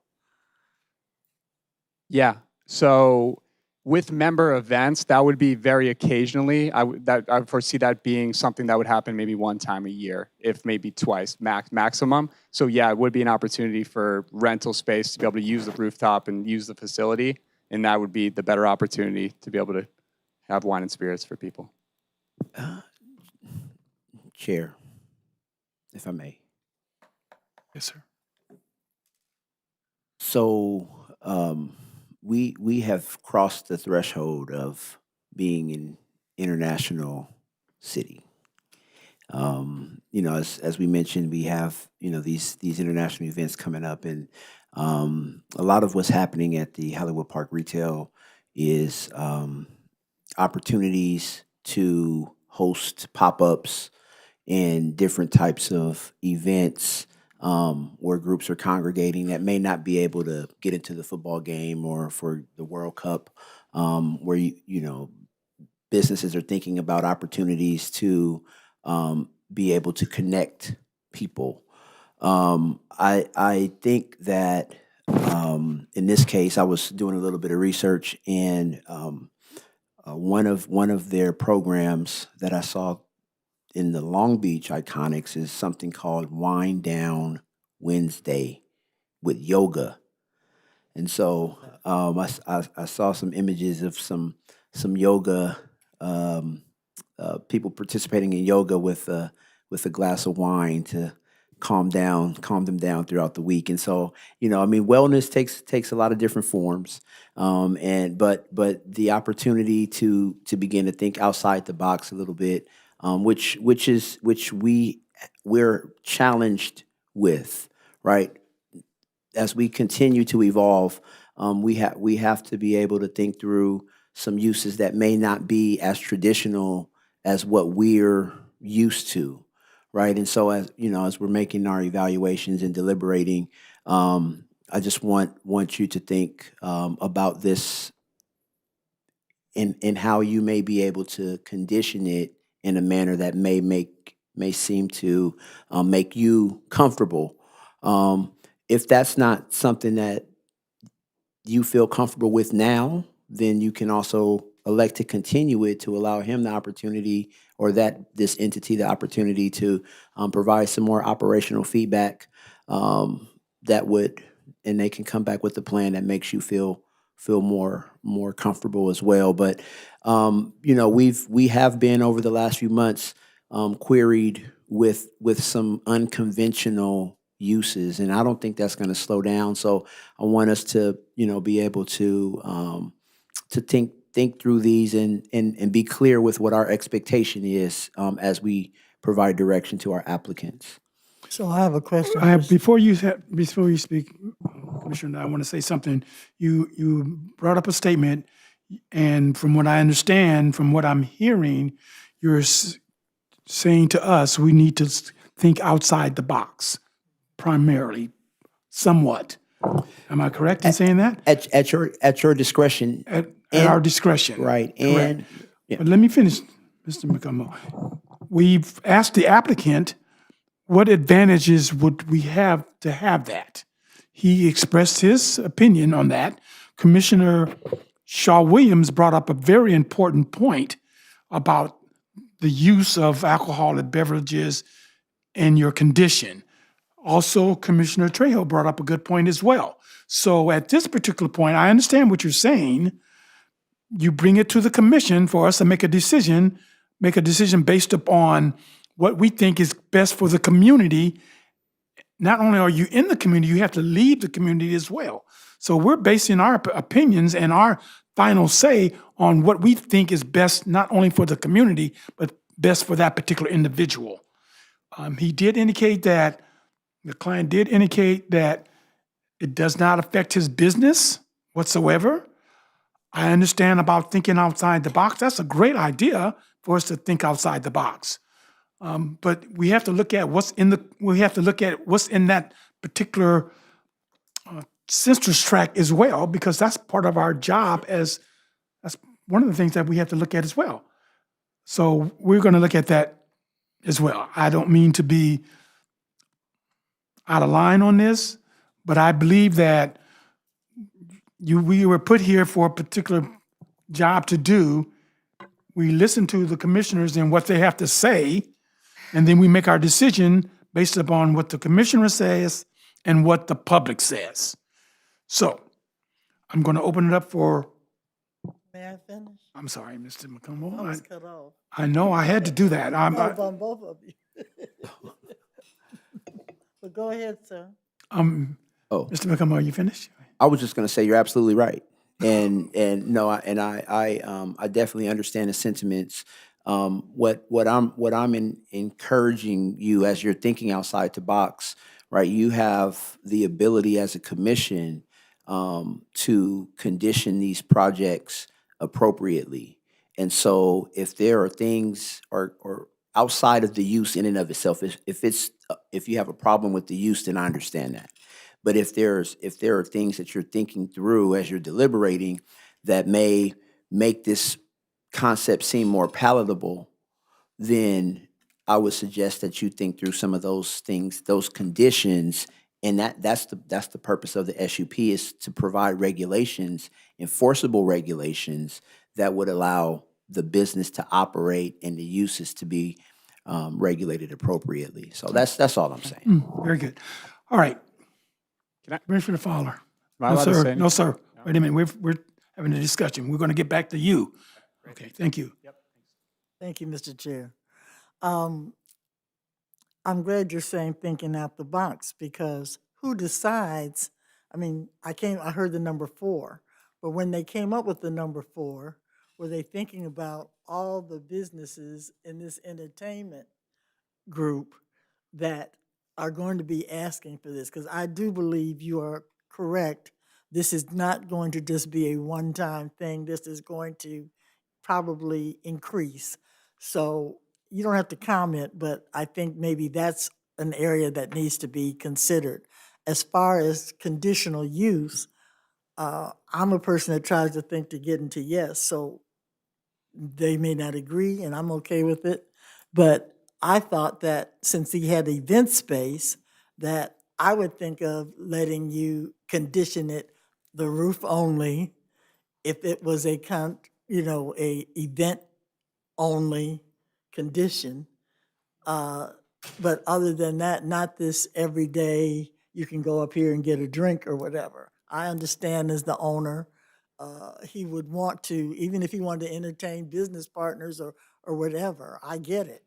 So is there some conditions, that's what he was suggesting, that we could put on it that keeps it away from all the other aspects, the healthier aspects of the facility? So that was my thought. Okay. And All right, very good. Commissioner Rice? I think this is a separate activation and has to operate as a separate activation on the rooftop, separate from your food bar and your Iconics Exercise Center and all of that.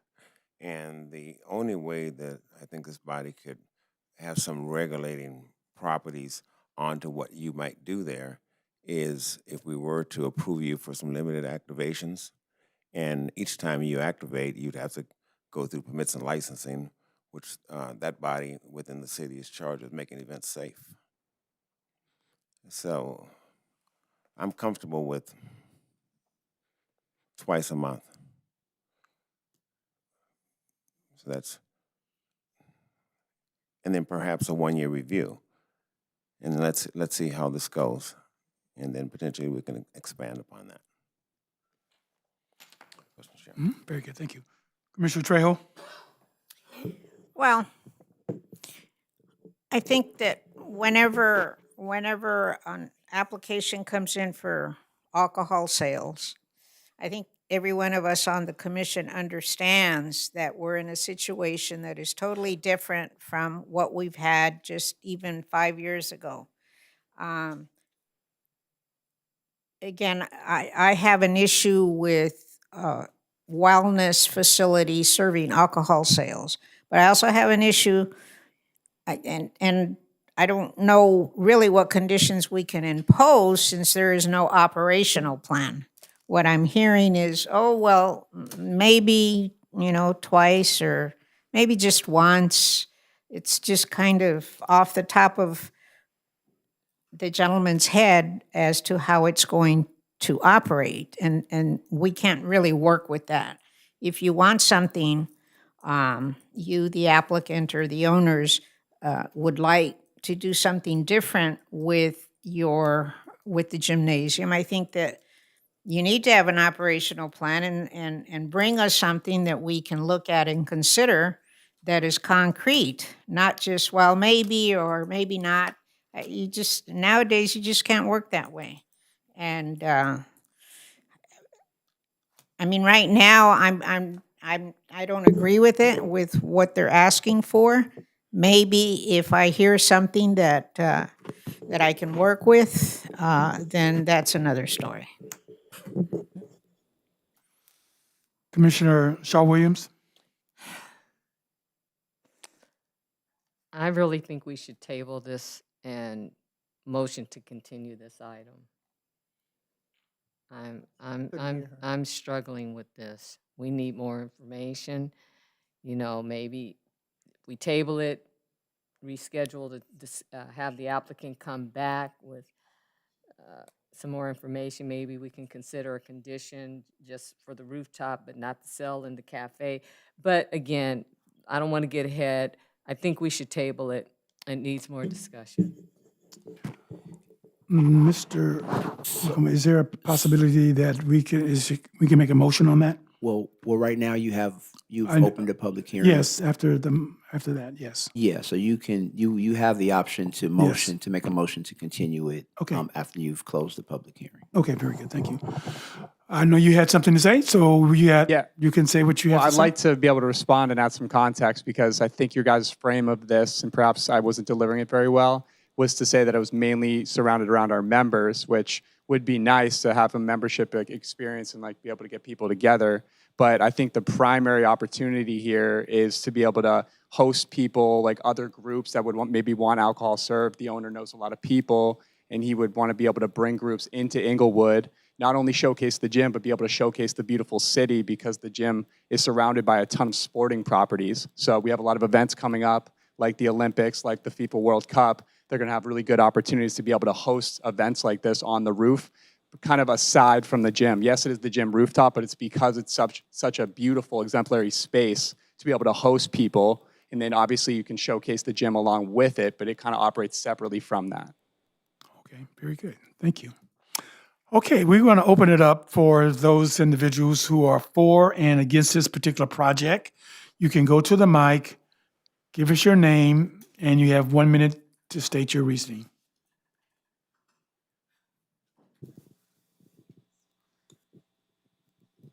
Good evening. My name's Cristal Salas. I am a member and I'm also the operations manager of the facility. I want to clarify that the license is more so that when we do host those private events for members or maybe for folks who would like to have a private space on the roof only, they are allowed to have liquor. Not sell it, but just have it if they want it. When it comes to our juice bar and coffee bar, if anyone is interested in liquor, they have to purchase it from the outside and they can only be consumed in that outdoor space. It is not allowed within the facility as it can be just not safe. But primarily it's more so for that experience, not a daily thing, but more so whenever there is an opportunity to host an event for whoever may be interested, whether it is a wedding or maybe we do a Wind Down Wednesday for our members. I would like to also confirm and let everybody know we have 61 cameras in the facility, always filming. We have over 150 employees. We like to make sure there's always safety. And if there's ever any sort of form of alcohol, it's always ID'd. We have securities when it's needed. And it's always important for us to ensure the safety of the people attending the facility. Thank you. All right. Thank you. Anyone else? Okay, we're going to close this segment. And is there a motion on the floor? You wanted to make a motion? I motion that we continue item, I'm looking for it, I'm sorry. Special use permit, I motion we continue special use permit number 26000003, SUP 26000003, 60 days to July 1st, 2026. Second. Okay, it's been properly moved in second. We'll call for any questions. Question.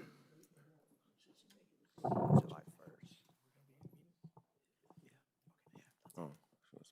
make sure we move it to a date we have a meeting actually. What's your question? Oh, That's a different thing. I wanted to find out whether or not you can activate the rooftop without entering into the bar area or the gym. Can you just go straight from ground level to the roof? So your question, sir, it has to be based upon the motion that was made.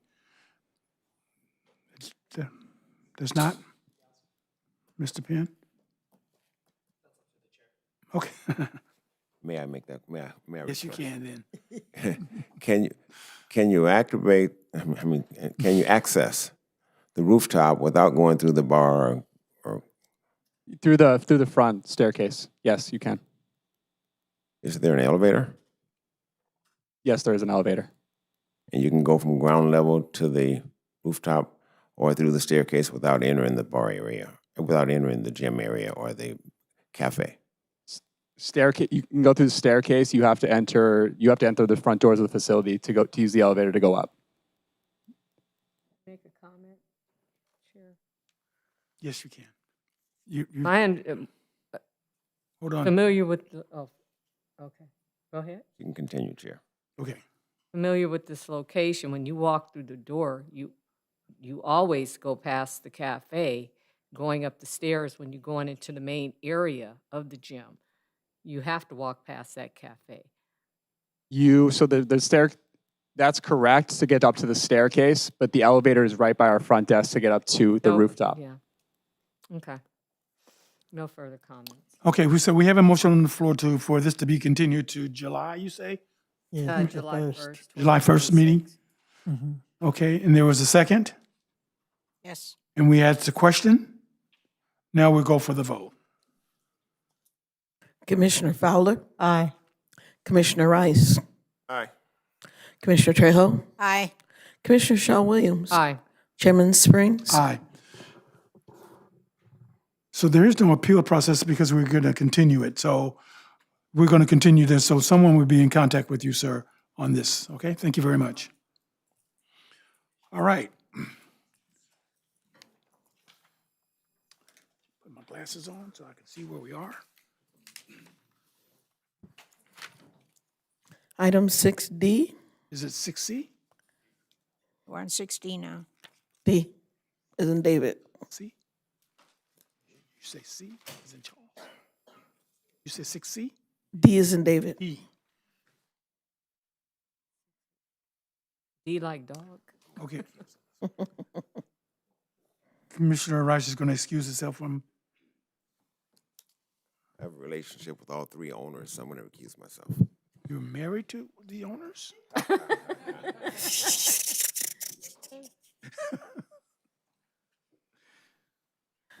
Mhm. 6D. Okay, very good. They locked it. A public hearing I don't think he can go out that way. to consider an application by William Lancaster representing Advance America for special use permit number 2600007 to allow check cashing and other alternative financial services within a shopping center on an HC Historic Core Zone property at 425 East Manchester Boulevard. Chairman, the project file is present. Notice has been given in a time and place as required by law.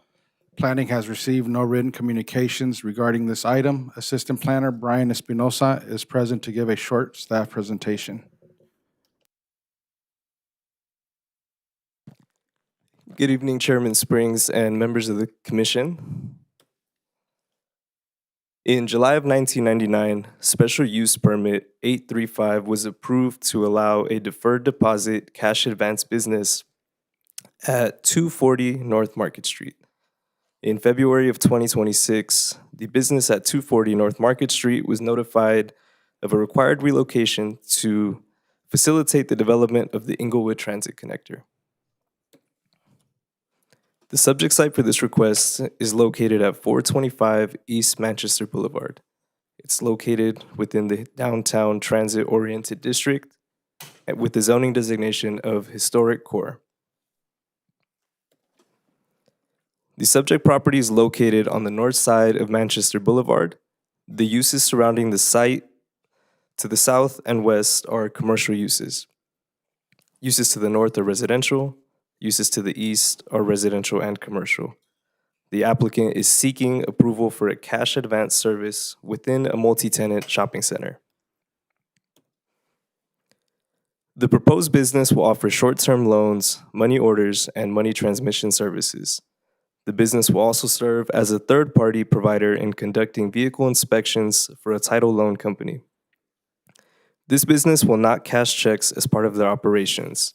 However, the proposed services are classified as check cashing in the Inglewood Municipal Code.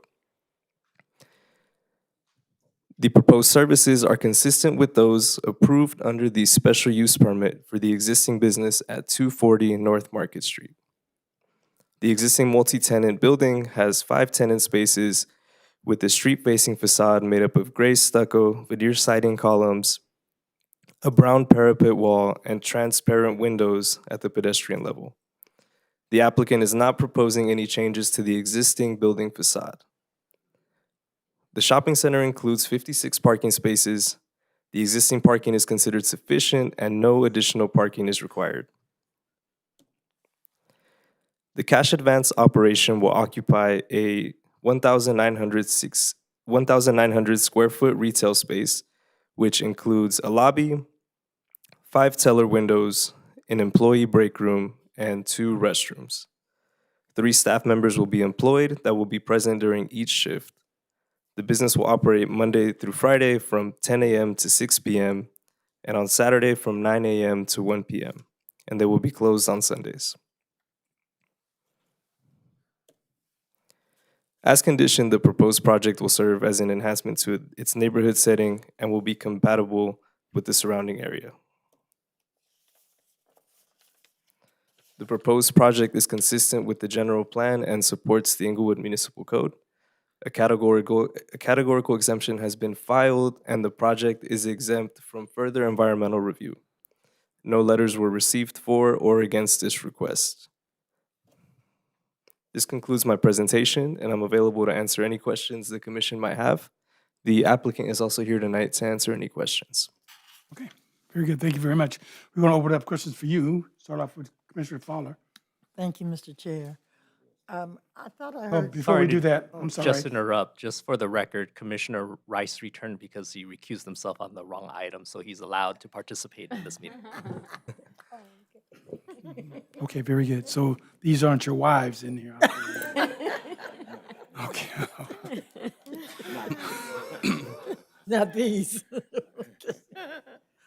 Commissioner Fowler, please. Thank you, Mr. Chair. Thanks for the report. I think I heard 2 things. It's a check cashing, but then I heard there were no checks to be cashed. Correct. So the IMC defines check cashing as there's a specific definition in our code in which the services that they're offering to provide are categorized under check cashing. But it just happens to be a service that they don't offer at this location. Okay, then I'll ask the applicant the other questions then. But I did hear the hours, so thank you. Okay, Commissioner Rice. So the check cashing they're requesting on the special use permit, they're not doing, but they're doing alternative financial services.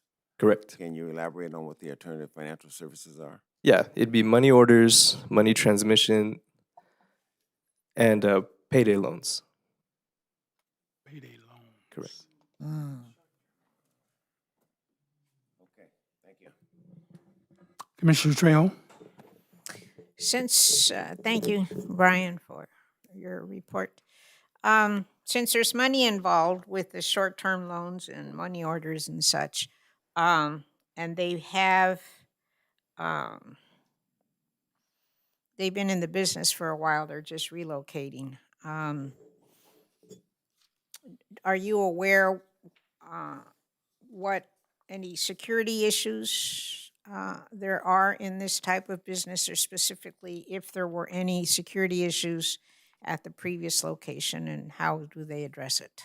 So with this particular business, they offer very short amounts in loans. So they don't need a safe, right? They don't have high amounts of cash available at this location, which eliminates a big amount of the security issues because it's a thief or a burglar wouldn't be inclined to go somewhere where they don't have much cash available.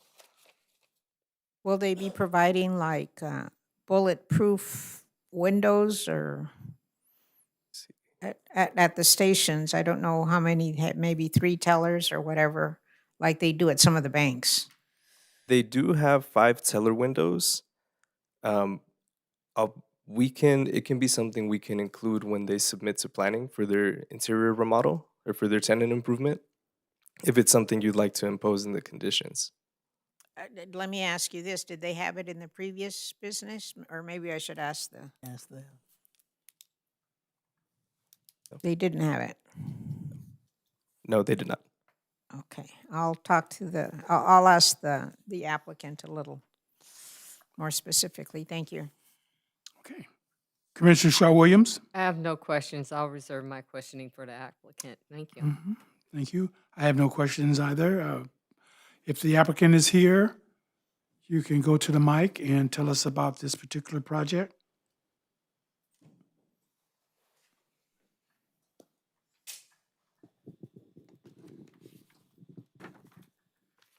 Just take that mic, take it off, put it up to you, to pretend that you're a rock star. Okay? Pick it up. You have to pick up the mic. It's okay. Good evening. No, we can't hear you, sir. Angel, take that for him. There you go. Okay. Good evening, Bruce Evans for Advance America. With me is Jeff Wheeler. He's the Operations Director for California. We also have some ladies with us tonight, Martha, Letty, and Gabriella. They are involved directly in the management of this specific location. I'll start by thanking staff. Brian and the rest of the planning department have been incredibly responsive and easy to work with. So we thank them for that. As Brian said, this is essentially a relocation as a result of an eminent domain proceeding. Hopefully this can be a win-win for the city. The business is allowed to relocate, and it also reduces the financial responsibilities that the city has to the business as a result of the eminent domain proceeding. They've existed for 26 years in Inglewood. There's been no problems with security or anything like that. They carry essentially minimal amounts of cash because they are not offering any cash loans. They are not cashing checks. I heard the groans when the term payday loan came up, so let me just try to adjust that, and Draft can explain that in details. I'm not a financial guy. I'm a land use attorney. So I was brought in to originally look at the zoning issues and the SUP.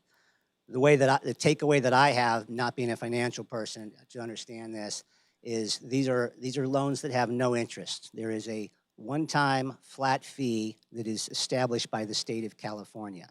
That's what the business is required to comply with. That's how they operate. That flat fee is 15%. It does not increase. Customers are permitted one loan at a time. These are small amounts of money. Under the California rules, the loan cannot exceed $300. So the takeaway for me is that at no time can a customer owe this business more than $45.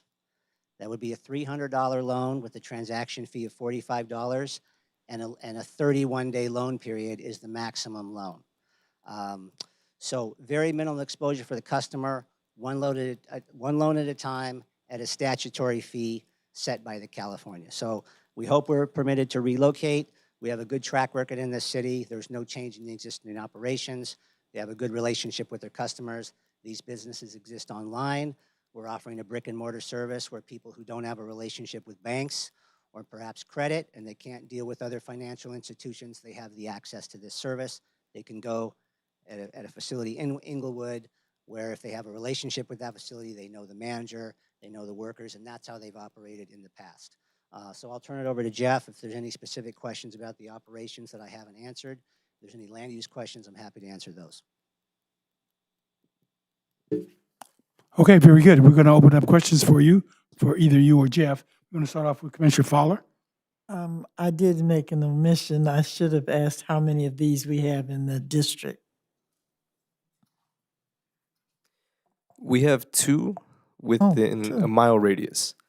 So there's one on La Brea and Plymouth, and there's one on La Brea and I believe Thank you. it's on the south side of La Brea, closer Thank to you. I know 108th what you're Street. talking about. So you've been in business how long? 26 years and change since And 1999. why did you move? We're being forced out of that location because of the city's eminent domain proceeding for Ah. the ITC. Okay. So Because I was like, if he's been in business that long and he's no problems, why? as Commissioner Trejo pointed out, this is in essence a relocation. Okay. All right, I'm good, thank you. Commissioner Rice. No questions, Chair. Commissioner Trejo. Yes, just a question for Jeff. I guess you're familiar with the operations at your previous site, which was 240 North Market Street? That's correct. Okay, were there any security issues there with holdups or anything like that, even for small amounts of money? No, we have not had any issues in this location whatsoever. And as a business, obviously dealing with minimal cash, but the perception that we may have cash, in any of our higher risk locations, we would put up bulletproof glass. We've never required that here in the city of Inglewood because we haven't had any issues. Oh, so there's no barrier at all between a client and, I'll call the person a teller, the client and the teller? That's correct. Yeah, we want a personable relationship with our customers where we can shake hands and interact with our customers. So being behind glass, although not ideal, if we had to, we would. But we have very few locations in the state of California that currently occupy glass. How many tellers are you going to have? Three employees in this location. Uh-huh, okay. And is the size comparable to what you had before, a similar setup? Yeah, the setup, the layout that you're seeing on the display for the floor plan now is very similar to what we have now in all of our locations in California. Okay, great, thank you. You're welcome. Commissioner Shaw Williams. I really don't have any questions. They seem to be a well-established business, 26 years in operation. So you don't stack loans. In other words, if a person borrows 300, they have to pay that off before getting another loan. Is that correct? That's correct. Our system does not give the ability for a customer to take out more than one loan at a time. Okay. So it's just not possible in the system to even take Okay. more than what they owe. All right. Thank you. No further comments or questions. Have you ever been a time where you never receive your payment back? If they defaulted on the loan? Yeah, certainly that's part of the business. We have to budget for loss. When it comes to a customer not paying us back, we have minimal collection activity that goes on. We would try to collect through their financial institution because we use a debit card or ACH to collateralize that loan. If those funds are not available in the customer's account, then we would just proceed with calling the customer. There is no additional penalty beyond the fee for the original loan that the customer incurs by going delinquent or default. Okay, very good. I have no other questions. Okay, we want to open it up for individuals that are for or against this particular project. You can go to the mic. You have 1 minute. Tell us your reasoning. Hearing, seeing none, we're going to close this segment. And we're going to have the last comments and questions from our commissioners. Commissioner Fowler, No comments, sir. Thank you. Commissioner Rice, No comments. Commissioner Trejo, No additional comments, thank you. Commissioner Shaw Williams. No additional Is there a comments. motion on the floor? I move that we affirm categorical exemption EACE 2026-042, and we adopt the resolution approving SUP 26-00007. Second. It's been properly moved in second. We call for any questions. Hearing none, we're going to call for the vote. Commissioner Fowler, Aye. Commissioner Rice, Aye. Commissioner Trejo, Aye. Commissioner Shell Williams. Aye. Chairman Springs. Aye. Is there an appeal process? According to the IMC, anyone may appeal the decision of the Planning Commission on this matter. The appeal must be filed within 20 days from the notice of decision and shall be made by filing a written notice of appeal with the Planning Division and an appeal fee. Okay, thank you. Thank you. Where did he go? We left just that quick. Thank you. Okay, we have one more.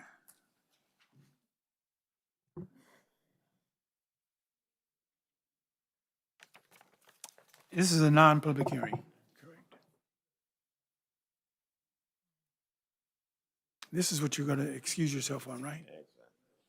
I think this is what everybody was waiting on. Yeah. Thank you. He's excusing himself.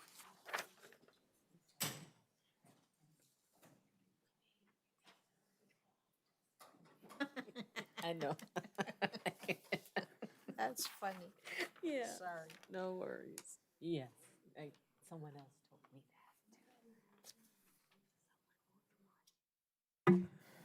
that. Okay, we're ready.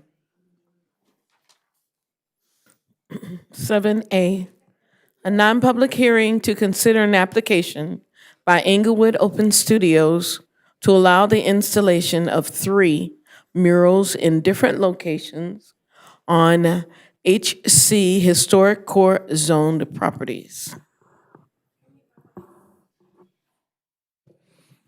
Chairman, the project file is present. Notice is not required for design review. Planner Sean May is present Excuse to me, give it. before we continue, I'm going to recuse myself. I have a working relationship with one or more of the owners. Okay, continue. Okay, very good.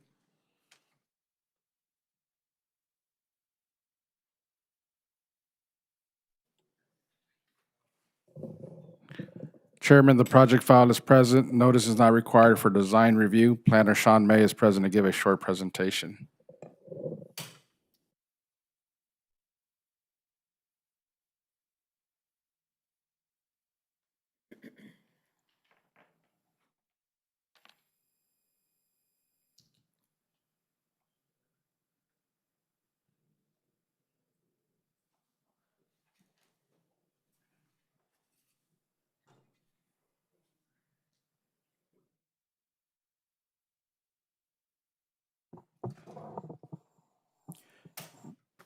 Chair, can we have a 3-minute recess? We have some technical difficulties. Okay, we're going to have a 3-minute recess. It's right now, it's 10 minutes after 9. We're going to come back at, are we going to do the recess, Mr. McCumbo? Okay, we'll come back at 14 minutes after.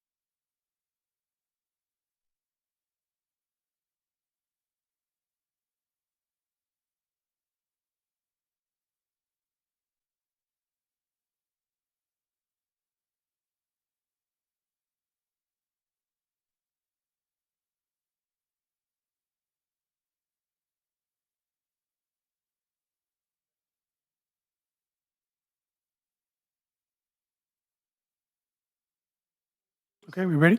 We're going to call this meeting back to order. Sean, you're up. Good evening, Chairman Springs and members of the Planning Commission. There have been changes to the mural concepts that were originally in your design, in your packets. So the changes are an address change from 149 South Market to 139 South Market, and there are updated renderings that you'll find, updated concepts that you'll find on the pages that were just given right now. Thank you.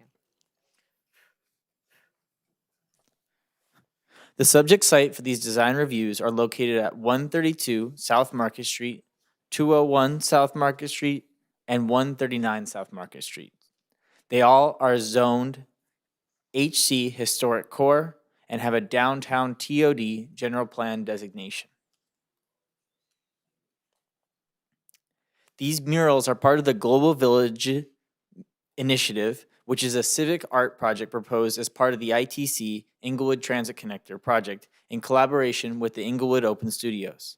The murals are a portion of the Streetscape Improvement Project as they are designed to improve the downtown area, especially as Inglewood is due to host global events including the FIFA World Cup, Super Bowl, and 2028 Summer Olympics.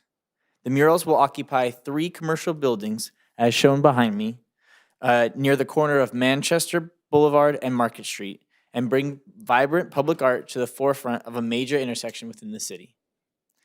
These conceptual designs before you may evolve as they work to meet the upcoming deadline for the World Cup start on June 12th. The modifications will remain minor as the artists work to tell Inglewood's story on the global stage.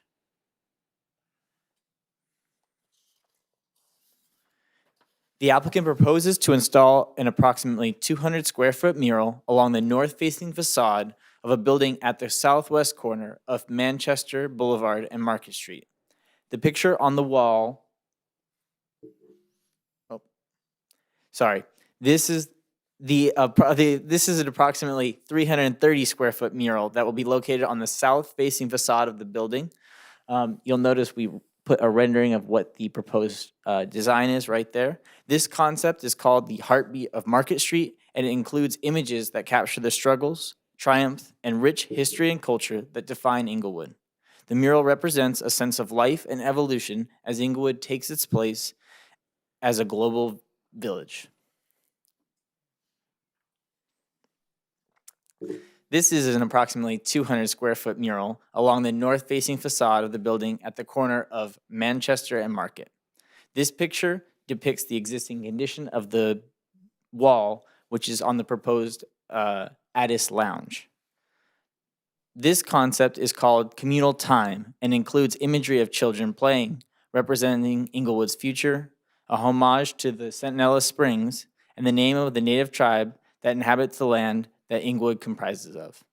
The people represent the diverse background of the city, and there are tie-ins to important landmarks, including the Intuit Dome and the Kia Forum. The approximately 450 square foot mural will be located along the south-facing facade of the building at 139 South Market Street. This concept is called The Road That Raised Us and is centered around a girl who represents the future of Inglewood. There is a road running through the mural representing the path Inglewood has taken on its journey to being a global city. There are famous Inglewood landmarks including the Intuit Dome and the Yola Auditorium. The design is intended to reflect a shared Inglewood experience and collective progress.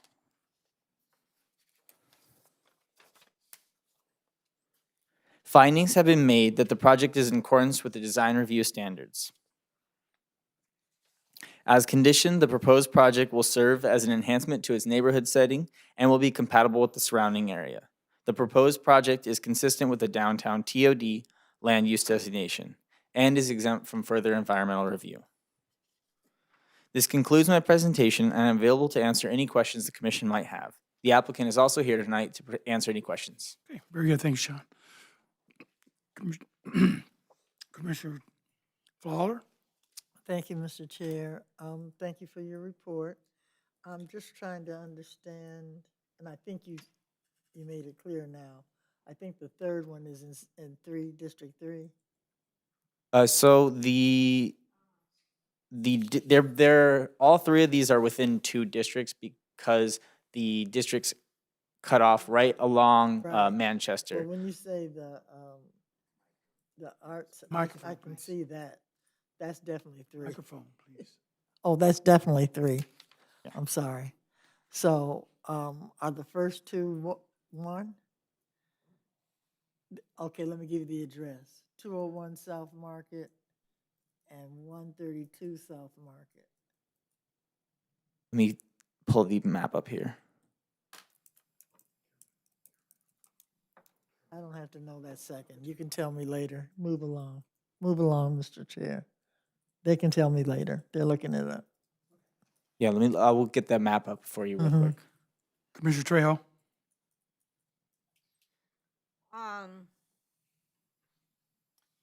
Well, a couple of things. Microphone, please. Thank you. Couple of things. On the design at 201 South Market Street, the Kia Forum is red, right? It's depicted blue on here. Yes, these are conceptual designs, so there will be minor modifications to these. These are just concepts to show you where the design is currently at. Okay, and I'm wondering where SoFi Stadium is on any of these. I mean, it was really SoFi that has made Inglewood sprint forward, and I don't see it depicted on here. I don't know who the artist is, but is it? Maybe I'm missing it. It's not depicted on this mural, but the artist will be able to provide further detail about the design and intent behind it. Okay, because then I have a question on one of the buildings that is here, that is shown on here, but I don't know where it is in Inglewood, so maybe he can help me out. So I'll ask the artist when he comes up. Okay. Thank you. Commissioner Shaw Williams? Yes, I had the same question as Commissioner Trejo. Where is SoFi on the top 2 designs? So we'll wait to hear from the applicant. No further comments or questions. Okay, if the applicant is here, go to the mic, pick up the mic there. Angel, okay, very good. Good evening, But Commissioners. before you get started, let me ask the audience, are you all artists here in the audience? If you are, just raise your hand. Oh, right. We are all Inglewood Nice. Open Studios. These are our artists. My name is Tracy Adewume. I'm the Vice President of Inglewood Open Studios and the Executive Director of the Global Village Murals Project. Thank you so much for listening to us today and entertaining us today. Bernard's team has been amazing in getting us through this process. Our Global Village Murals is a landmark project. We really wanted to depict the history of Inglewood, its present nature, and its future. So a lot of what you see is envisioning the future of Inglewood, as well as honoring the past and listening to our present. Our griots here, we have 3 artists that were chosen and also apprentices. One of the project's beautiful goals is to have apprentices learn from the masters. So we are very excited that we have our apprentices here, as well as our lead muralists to answer any additional questions that you have. So our muralists are Patrick Henry Johnson. Yes, could you Then go we to the have- mic and tell us about this? Then we have Demi Lauren, and we have Michael Rangel. Okay. Did you want to, which? Yes, I want them to tell us about this. Yes, This is- please. This is Michael Rangel. He is doing the dime. Hi. You're My name. doing the dime, you say? Which one is the dime? 132 South Market. The one that, The one that has the Inglewood in the middle? Yes. yes, the heart shape with the Inglewood in the middle. Yes. So can you tell us, how did you come up with this concept? I see you have someone playing the saxophone. You have, it looks like a football player, soccer player. I see you have Kobe Bryant. I see you have Hollywood Park, something. You see you have the big donut. So kind of tell us, how did you come up with this concept? This is fabulous.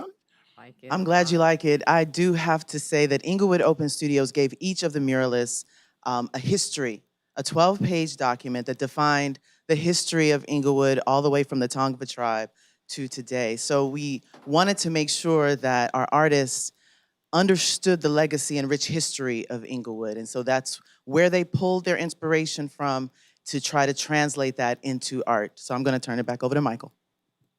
Hi again. So this piece particular was inspired by something I did for the city of Compton that resonated a lot to the residents there as well. And I also lived in Compton for a while. So I wanted to bring everything I know about Inglewood together. And I love that you mentioned the SoFi Stadium because I didn't actually add it into the conceptual design, but again, conceptual design, and I could add things as I go. And I love that you bring it up because I don't want this just to be my mural. I want it to be your mural. So with your input, it only adds more to it. Because this is to add to the next chapter of Inglewood's history, pulling everything that built Inglewood and only going to lead to the next generation. Now, how large is this mural? How large is it? 300. How much space will it take? Dimensions? Can we see it if we're driving? Yes. Could we be able to see it? I mean, actually see it? Yes, you will. Actually, that's why I kind of wanted this wall since it's a little bit like elevated. I think it'll nobody will be standing in front of it, and it'll be a great backdrop for people visiting the city. So they could take photos of Inglewood behind them and the histories. I mean, I was walking in here this morning and I saw that these beautiful new walls, these blue walls, and they tell the history of Inglewood. And it's a great story to tell. So that's what I wanted to capture in this heart. I want to tell the story. Obviously, it's a beautiful story. So I wanted everybody to be included. It's obviously inclusive and diverse. So I want everybody to be represented that lives here and experiences life here in Inglewood. So. Good. Very good. Thank you. Thank you. And is this the master here? Is this? This is the master. Hi, my name is Patrick Henry Johnson, and I've done these kind of projects before. I worked with Destination Crenshaw on Crenshaw Boulevard. I did the mural of Paul Revere Williams. Yes. I also did the Elixir mural, which was located at Crenshaw and Stalker. It's no longer there. The lady with the big afro, that was my mural. So when this project came to me, I immediately called my son. That's my son sitting there, Joshua with the red cap. Hey, Joshua. And Joshua is going to be my apprentice. And Joshua together before, but this project is special to me because this is the first time that it's just him and I. And there's not a team. It's just him and I. So I get to share this experience with him. And he has become, like right before my eyes, a man. He's no longer this little boy that I raised. He's a man. And to share this project with him, it blows my mind. So I have the opportunity to take 50 years of experience and pour into that mural that's going to be at, 201 Manchester, and I'm going to blow you guys' mind. That's what my idea is for. Are there any questions? Well, yes, I think we're gonna finish. We're gonna have the young lady speak, and then we're gonna ask the questions individually. So if she has something to say, and congratulations to your son. That's very good, man. Good evening. My name is Demi Lauren. I presented The Road That Raised Us. And my concept for this mural, first I want to start with the color palette. I wanted to go with warm, rich tones to give that nostalgic, vintage, sunny LA vibe feeling. My idea of this mural was, I grew up in this neighborhood, so I'm kind of emotionally attached to it.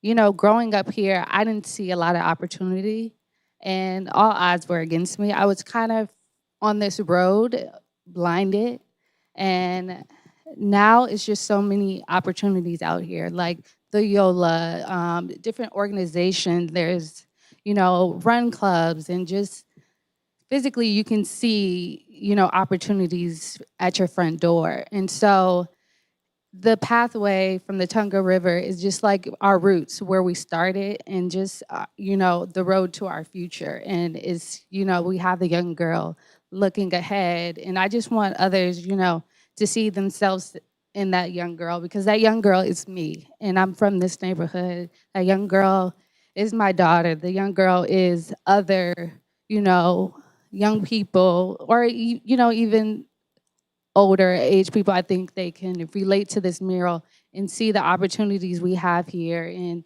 the arts and culture, that wasn't here just a minute ago. Inglewood has evolved so much and I'm just excited to be able to bring this to life. So, yeah. Thank you. Okay, we're going to have some questions for you, so just stand by. Real quick, we just wanted to add that 201 South Market is the one in District 1, and then 132 South Market and 139 are both in District 3. Thank you. So we're going to open up for questions for you.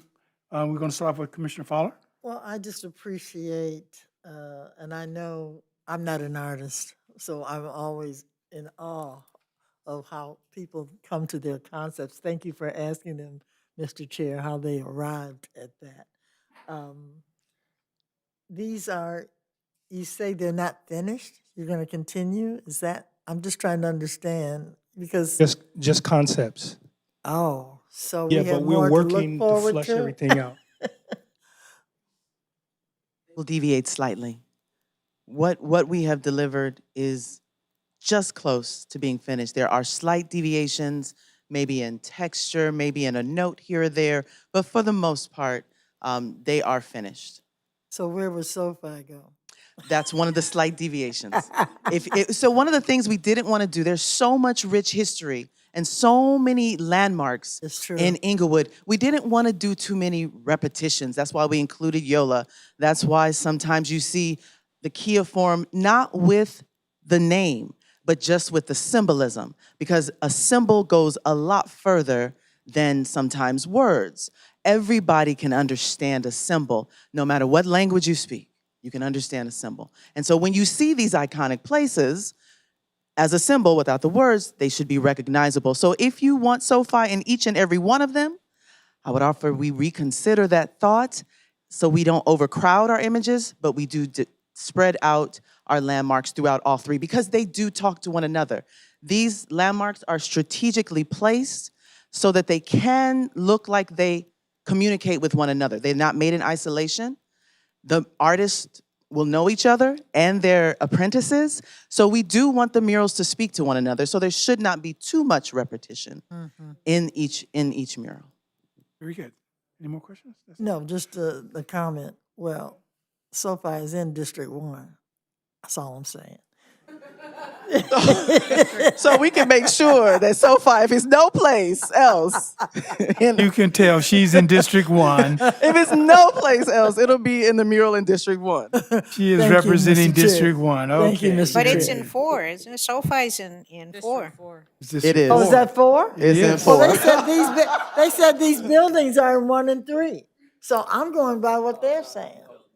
The building. Oh, the actual building. SoFi is in That's right, footage-wise. So you're gonna have to build another mirror. You have to do another mirror. That's an excellent opportunity. If you would like us to do a mural there, then please. Inglewood Open Studios and our artists are professional. We really enjoy the opportunity to share our talents with Inglewood, and let us know. Yeah, we are here. District 4 may be upset because Intuit is in 4 also. It is. Yeah. It is. We're going to continue our questionings for you, Commissioner.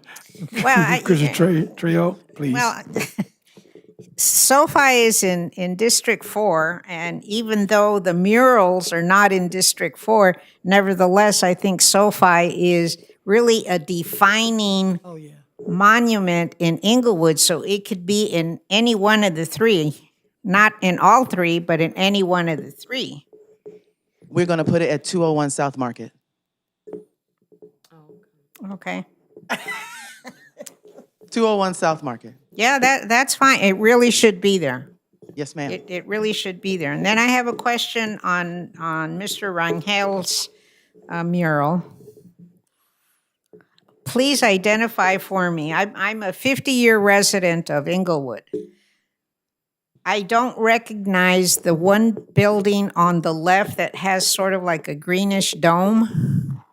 That just resembles like one of those cathedrals when the Spanish era was still, I guess, here. So before it actually, so it's a story. So as you could see, it's if you follow the heart, it's telling the story and it gets to the more modern days. And then I was planning on adding SoFi Stadium. Like I said, this was a conceptual design. When something happens when you're like actually painting on a wall, you have so much more space. And I do plan on filling in like the Fox Theater into a dome. I do want to bring these in. I know there's the other theater right off of Manchester. I wanted to include Miracle. So I want to incorporate more landmarks, but because it's a conceptual design, I just didn't want it to look overwhelming to the eye. Okay, so it represents more an era in Inglewood. Exactly. Okay. Yeah, because I'm saying I've not seen that building in 50 years that I've lived here. And then the one for Yola, is that what that is? The one at 139 South Market Street. Is that what that represents, Yola? Okay. I had to really think about that one because I couldn't figure it out. Okay. Okay. Commissioner Shaw Williams? I have a question for the artist who's Microphone, doing please.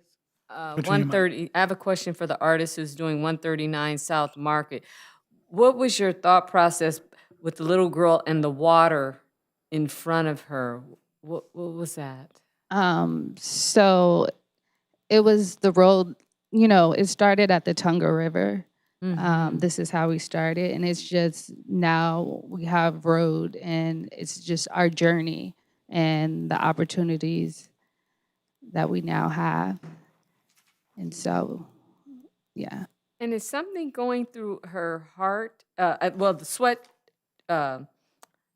sweatshirt has a heart, and it looks like something is going through her heart. Like Piercing through her heart, the heart and soul of Inglewood. And so it's going through her heart.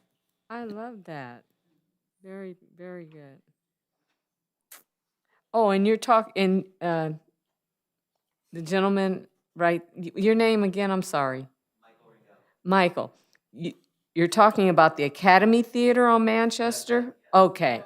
All right, no further questions. Okay, I love it. When I was in college, you have to take an elective, and one of my electives was art. And then by having art, you would go to the different art museums that they have in the downtown area of Los Angeles. And then you would have to write a report on what you actually saw, the paintings. And I was pretty good at that, because, but I couldn't paint, I couldn't do any of that. I just loved to look at it. And then I would give my opinion on what I actually saw. So you guys want me to give my opinion on what I actually see here? Okay. On the first one, I see at the one for 201, I see a lady dancing. She has to be an Indian woman who's dancing. I see a farmer. I see children that are playing. I see a time, which is the clock. So we're given a time that it began and the time that it's ending. I see the star, and I would think it would be like a star over the gentleman in the middle. Yes, he's a Buddhist, I believe, or something to that. But that's how I look at that one. The one in the middle at 132 Market, it's just a history of Inglewood. We do have an Adobe in here in Inglewood. Did you know that, sir? That's right there. So that represents the Adobe. I said, oh, this guy knows his stuff. Because a lot of people don't realize that there was only a few Adobes in Los Angeles. There was an Adobe in the downtown area. There's an Adobe, it's on Don Felipe, there's an Adobe. And there's an Adobe in Inglewood, and then there's the next Adobe in Torrance. So they traveled from each Adobe because there was nothing in the middle. I don't want to give you the history. But they had an art museum. It was in downtown. It's the Wells Fargo building now, but it wasn't a Wells Fargo building then. It was just a bank building, but they had a museum, an art museum there. And they actually had pictures of the Adobes. And if you look at it, you would say, where's all the buildings? But there were no buildings. It was just Adobe buildings. And if you ever gone to the Coliseum, that particular Olympic swimming pool was an Adobe building as well. Oh, wow. So just a little history, I mean. Learn something. Yeah. And the last one, I love that one. It's actually in Commissioner Trejo brought it out, or was that you, Commissioner Shaw Williams? You brought it out about the heart. And I saw that heart there, and it's telling me that it's about love. It's about love, the music symbols. I can go on and on and on. I'm sorry.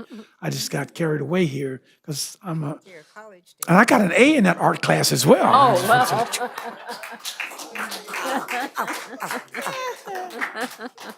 Okay, there's nothing else.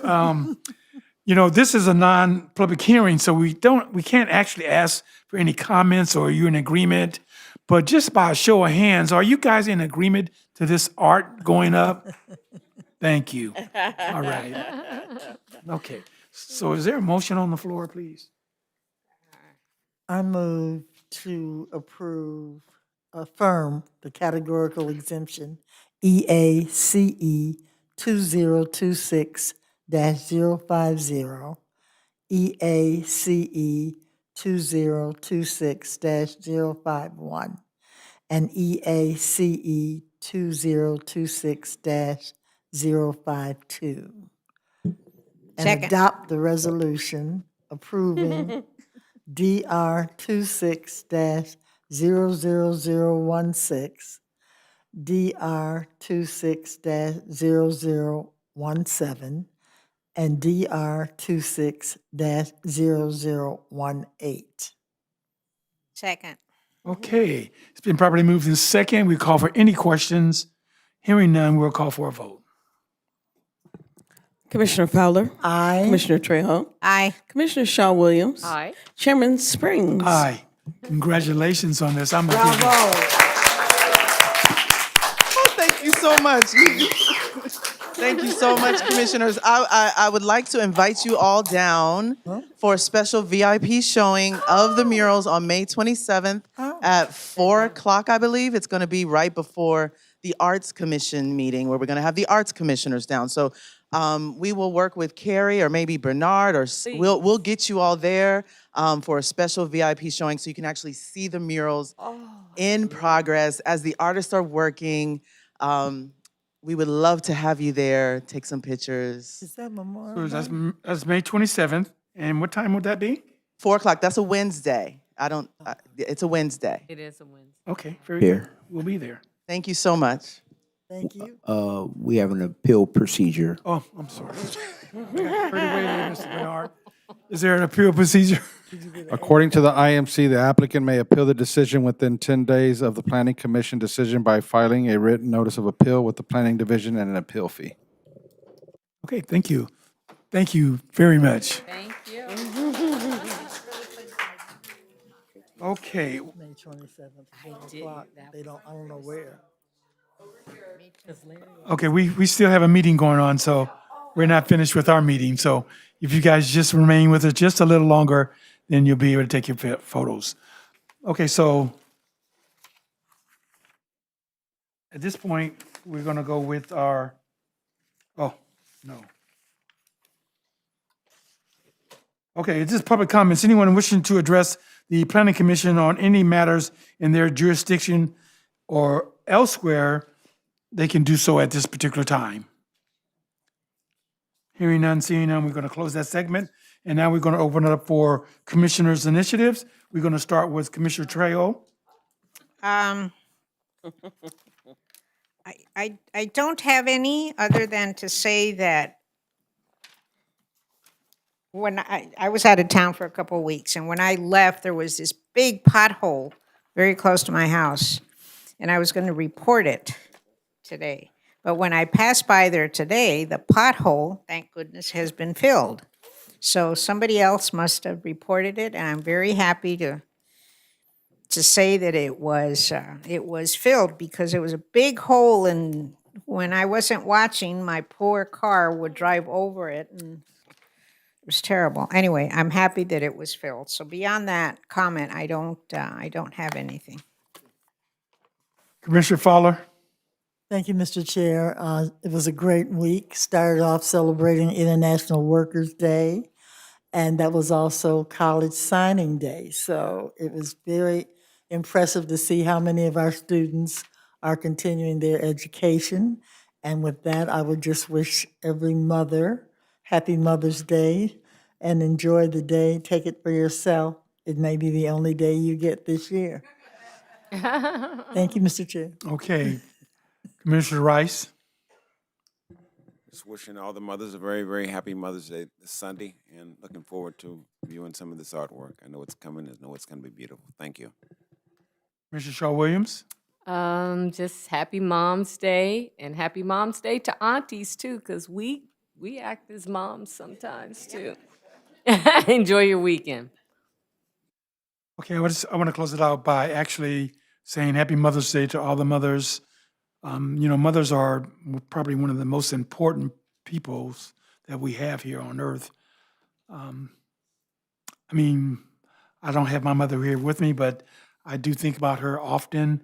And during Mother's Day, we would gather together, and that would be her special day. I think Mother's Day is a little more important than a birthday. So happy Mother's Day to each and every one of the mothers. And that's it for me. I do want to talk to Mr. Bernard because we have some. Oh, thank you for reminding me. We want to close our meeting. I'm going to read the accommodation. We had an individual who passed away recently, and she was one of the secretaries here, and they put together an accommodation for her in remembrance of Mary Fitzpatrick. Whereas Mary Fitzpatrick worked with her great intelligence, dedications, and commitment as a City of Inglewood Planning Division Administrator Analyst from March 30th, 1987 until April 2012, when she retired as a manager assistant. Whereas Ms. Patrick also served as a Planning Commission Secretary for over 20 years of excellent service, even being presented for all the major construction projects here in Inglewood and the demonstrations of the Airport Park Hotel to make room for the preparation of the SoFi Stadium project. Whereas Ms. Patrick made sure to know as many City of Inglewood staff members and Inglewood Police Department staff members in creating fellowship with each shop and division within the City Hall, keeping the flow of excellence and flow that makes life here at the City of Inglewood move easy. Whereas Ms. Patrick, even mindful of the need of community and of the importance of service required of the planning division to this very community, she gave her all to ensure that all tasks were completed and performed to the community. Whereas Ms. Patrick kept her service for the City of Inglewood with utmost pride and unwavering excellency. Whereas the City of Inglewood has benefited greatly with her selfless service and dedication to the community, to her contribution and success to the administration, to her administrative analyst upon her departure from the city where she sorely missed. Now therefore be it known that the Planning Commission and Development Service Department and the entire Planning Division of the City of Inglewood, California, does hereby recognize an amazing woman, Miss Sir Patrick, to the City of Inglewood and her dedicated impact to the Planning Division. Presented this 26th day of April. That's not true. That's what I'm reading. Presented to this day, the 5th of May, 2026. Signed by myself and Christopher E. Jackson, Senior Analyst, City Manager. It's also signed by Mr. McCombie and Art Salazar. Okay, and we're closing our meeting in memory of Mary Fitzpatrick. This meeting is now adjourned.